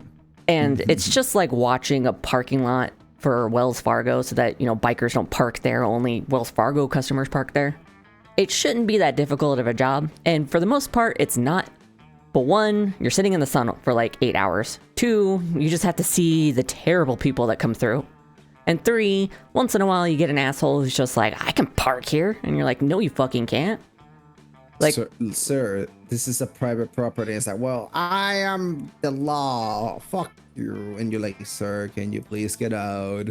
Yeah, like, I pay taxes, so obviously I pay for your job. It's like, no, fuck you, get out of here. But, This is a private property. That means you don't pay for anything. exactly. I mean, oh my God. When we were really, like, cracking down on, like, mask mandates, I worked a post for just a week, thank God, to, like, enforce mask rules. And I almost fought this, like, 60-year-old veteran because he refused to put on a mask. And he's like, where does it say you gotta put on a mask? There's literally... It's, like, almost the size of, like, half a billboard. It's a giant sign right behind me. So I'm just like, that. And he's like, well, I fought for this freedom, blah, blah, blah. I'm like, you can get out. And I'm like, I'm not touching him. But I'm kind of doing the box maneuver to, like, hurt him outside the door. Like you kinda... Yeah. So he was about to, like, fight. And I'm like, if you want to go, old man, I'll go. And then he finally fucking left. But I was just like, I was so done with humanity. Why is Grandpa so uppity about a goddamn mask? I don't. It just where I live is like the worst. I want to move so badly. But when I had to fucking enforce masking, oh my god. Oh my god, the worst people in fucking humanity are here and they never want to put on their masks. And I'm just like, well, then you can't come in the building. But then they want to fight me. And I'm like, I'll fight you because I'm frustrated. Oh my god. Bro, you can fight me, but you still won't be able to go into the building. I don't know how you think having a WWE match will decide the right of entry, but, you know, live your best life. Exactly. I mean, the amount of times people try to, like, I don't know, push some, like, stupid lie, like, oh, I got this. Oh, God, what was one? There was, like, a fake card that people printed out saying, like, my asthma means I don't have to wear a mask, but it was just, like, a literal, like, printer paper sort of situation. And I'm just like, this isn't official. But they would try to fight for it, or when I was at the library, people saying like, yeah, I called a manager and they told me it was okay, thinking that I wouldn't like call their bluff and be like, okay, what's the manager's name so I can speak with them to confirm what you're telling me. And then they turn around and walk away like, yeah, I fucking knew it. Okay, so before my current job, I used to work IT, which, again, you meet the weirdest people ever. The amount of calls you get where they just need to actually restart their computer. God, yeah. It is beautiful.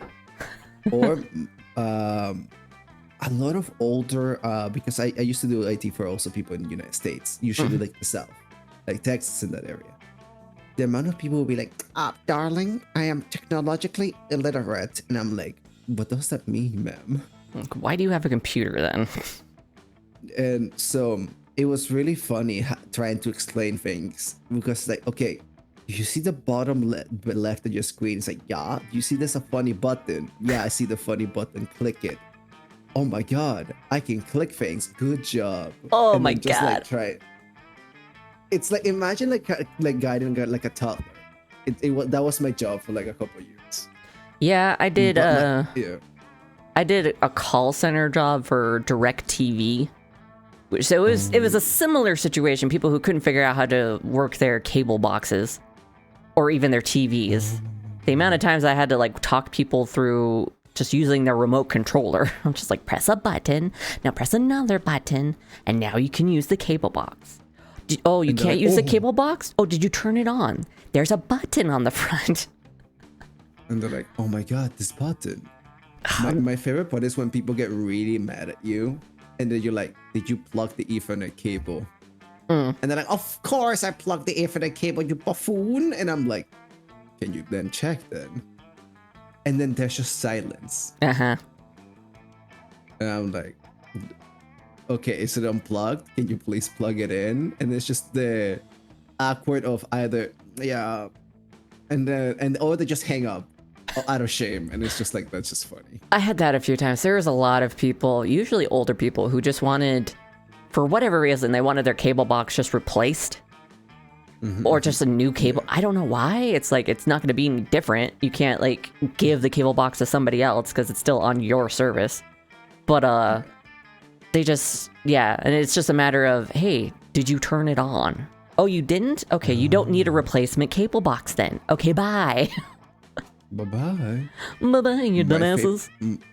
Bye-bye, lovely people. My favorite, like, there's the one call I would never forget. I call this call the call of Gigolo Bob. So what basically happened is, like a manager gave me the phone number to call him back, and I said, sure, I'll call you when you're available, right? So I call, and this is the voice message I get. They're calling Gigolo Bob. If you want a wild time, call him right on back. Oh my And I'm like, God. was that the greasiest cowboy I ever heard in my life? And if so, why did he have a phone number? Because that means there's a business of greasy cowboys in Texas. So I am having a panic. I am basically having a panic attack trying to, register that there's an industry that I never wanted to know in my life, right? And then my boss shows up and says, hey, dude, what's wrong? You're like not picking calls. And I'm like, oh, I got called by Gigolo Bob.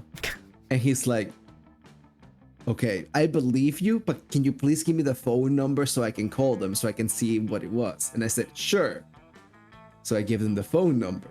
And then 5 minutes later, they come to me and say, hey, I'm taking a smoke break. You're coming with me. And we both quietly sat outside of the office and being like, so Gigolo Bob happened to you too? And he's like, this job does thanks to you, man. Gigolo Bob happened to you too. Oh, God. Yeah. The amount, became a myth. yeah, the amount of times when I was working in hotels, and I did hotels for 8 years before I did security, that like from like midnight to 3 a.m., the weirdest people would call, and for whatever reason, I would always get the ones that want me to do like sexual favors over the phone. And I'm like, sir or ma'am, I got both. This is a Wendy's. This is a Wendy's. I don't get paid enough for this. Like, there was one guy who called 3 times, and I thought he was just being indecisive on like what kind of room he wants to reserve. But the 3rd time, he was like kind of out of breath and like almost sounded a little shameful. But then he still asked, "Can you help me come?" And I'm like, I don't get paid enough. And then I hung up. Why? I'm like, what?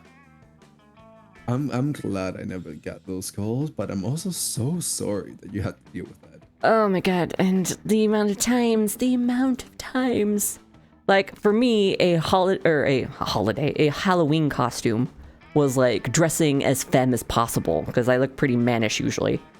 And the one time I worked at a hotel called My Place, what was I doing? I was like restocking the little tiny store we had right next to the desk. And this guy comes up. Snack store. Yeah, and this guy comes up and he's like getting all close and whatnot. He forced a kiss on me and all this shit. And it's like, excuse the fuck out of me, get out of my face. And that's not even the only guy who got really creepy with me at that fucking job, because another, like, I don't know, he's like 50s, if not like late 40s. We were just having a normal conversation, and I'm pretty open about my sexuality, so I said, like, yeah, I'm asexual. I just kind of threw that out there because he was just curious, and I'm like, okay, yeah, sure, I'll say that. And I thought that would kind of like, ward people off, because even if I'm okay with that, I still don't want to do it, especially not with a fucking stranger. But I just like, yeah, I'm asexual. And then the next day, he comes to the desk. It's like 10 o'clock at night. He's like, yeah, I've been thinking about it all night, and I was just wondering if you want to come to my room. I'm like, how did me telling you I was asexual make you think that I was gonna do that? I don't know how you got from A to fucking X. To reiterate, sir, this is a Wendy's. What the fuck? Yeah.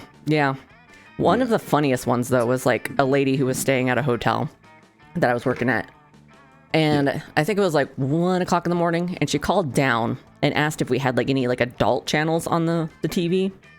So I'm taking it seriously. I look at our channel listing and I'm like, nope, I'm sorry, we don't have that. And she's like, well, do you want to come up here and help me? I'm just like, no, thank you. And I hang up, just cavalier, because at that point I'm just like, the amount of times I hear this shit. Why are people the worst at hotels? Jeebus. Oh, I have so many hotel stories. Like the first hotel I ever worked at, that was that lodge up in the mountains I nearly died getting to. Oh god, yeah. Yeah. There was there was two customers that always stuck out in my brain. Because one, they had gotten a room that was connected to another room for like their grandmother. And they go up to the room, they can't find the door for the connected room, so they come back down. Husband and son are kind of standing off to the side. Wife is chewing me the fuck out. Like it's like I personally went into their room and hid the door. When it just turned out the door was just in the bathroom. They just hadn't looked. But yeah, she's like, there's no fucking connected room, blah blah blah, you son of a bitch, blah blah blah blah blah. So they eventually find it like 15 minutes later, and I hear nothing. Next morning they come down. I'm about to get off my shift. Husband and son come up to the desk and apologize to me while shitty wife is kind of standing like a few feet away, not looking at me, not saying a damn word of apology. And then they walk off and I'm just like, well, that was something. That was an interesting event. And why? I don't know. There was just like some kind of energy at that fucking lodge because another guy, like a guy like in his 40s with his wife and like maybe like 10 or 12-year-old son. They got locked out of their room because the key card reader wasn't working. So we got like a guy who wasn't really a maintenance guy because at 10 o'clock at night we didn't have the official maintenance guy. And he's up there, he's working at the door as best as he can. And I'm just like trying to, you know, make it as painless possible. I even opened up like a upper like VIP area just for them to kind of chill in. And they had blankets, they had these big old comfy cushy chairs. I was giving them snacks for free. And husband like chews me out like I personally broke his door. And he's like, do you see what you've done to my son? And son's just taking a nap like on mom's lap. Because he can't sleep inside the room. Oh my god. And I'm just like, we're working on it, sir. But he just like kept going at it. Like I personally wronged him. And I'm just like, okay, I'm going back to the desk. This is bullshit. So my guy, you being mad at me doesn't make things go faster. Fun Yeah. fact. Exactly. Crazy information. You would not believe. Kids don't work at hotels. Yeah, kids also do not deal with IT. It's a good transitional job. I would not recommend you to stay there for too long. It is soul wrenching. Yeah, the call center I worked at, I only worked at for a week before I just never came back. I did the full month of training. That was fun. But the week actually on the phone was like soul numbing. And I'm like, okay, I can't be here. Okay, wait. I can mention this because I think my NDA has been long broken. It's like gone. Mm-hmm. My first week of job of work, my IT was for Volkswagen. Oh yeah. And the CEO of like one of the offices, he's like, hey, I need my password to be reset, you know? And I'm like, sure. Can you answer the questions that you made? He's like, oh, I don't know. Can my secretary do it? And I'm like, no, because that's illegal, sir. And I'll get fired. And I just got this job about a week ago. Can we just not do that? And this man really wanted his secretary to do everything for him. Oh my god. And he could not remember like what was his favorite color. Something super simple like that, you know? I mean, at least when the bank asks me for like a PIN number, I have to sit there and think about it. That's like, that I understand, but your favorite fucking color? Really? But then anyways, after like a bunch of stuff and like he's able to like, do it because I kind of like set it easy for him. He says, he gets really close to me. He's like, hey kid, you better watch yourself. And then he hangs up and I'm like, did I get a death threat by like one of the owners of Volkswagen? Oh my god. Did you record your calls?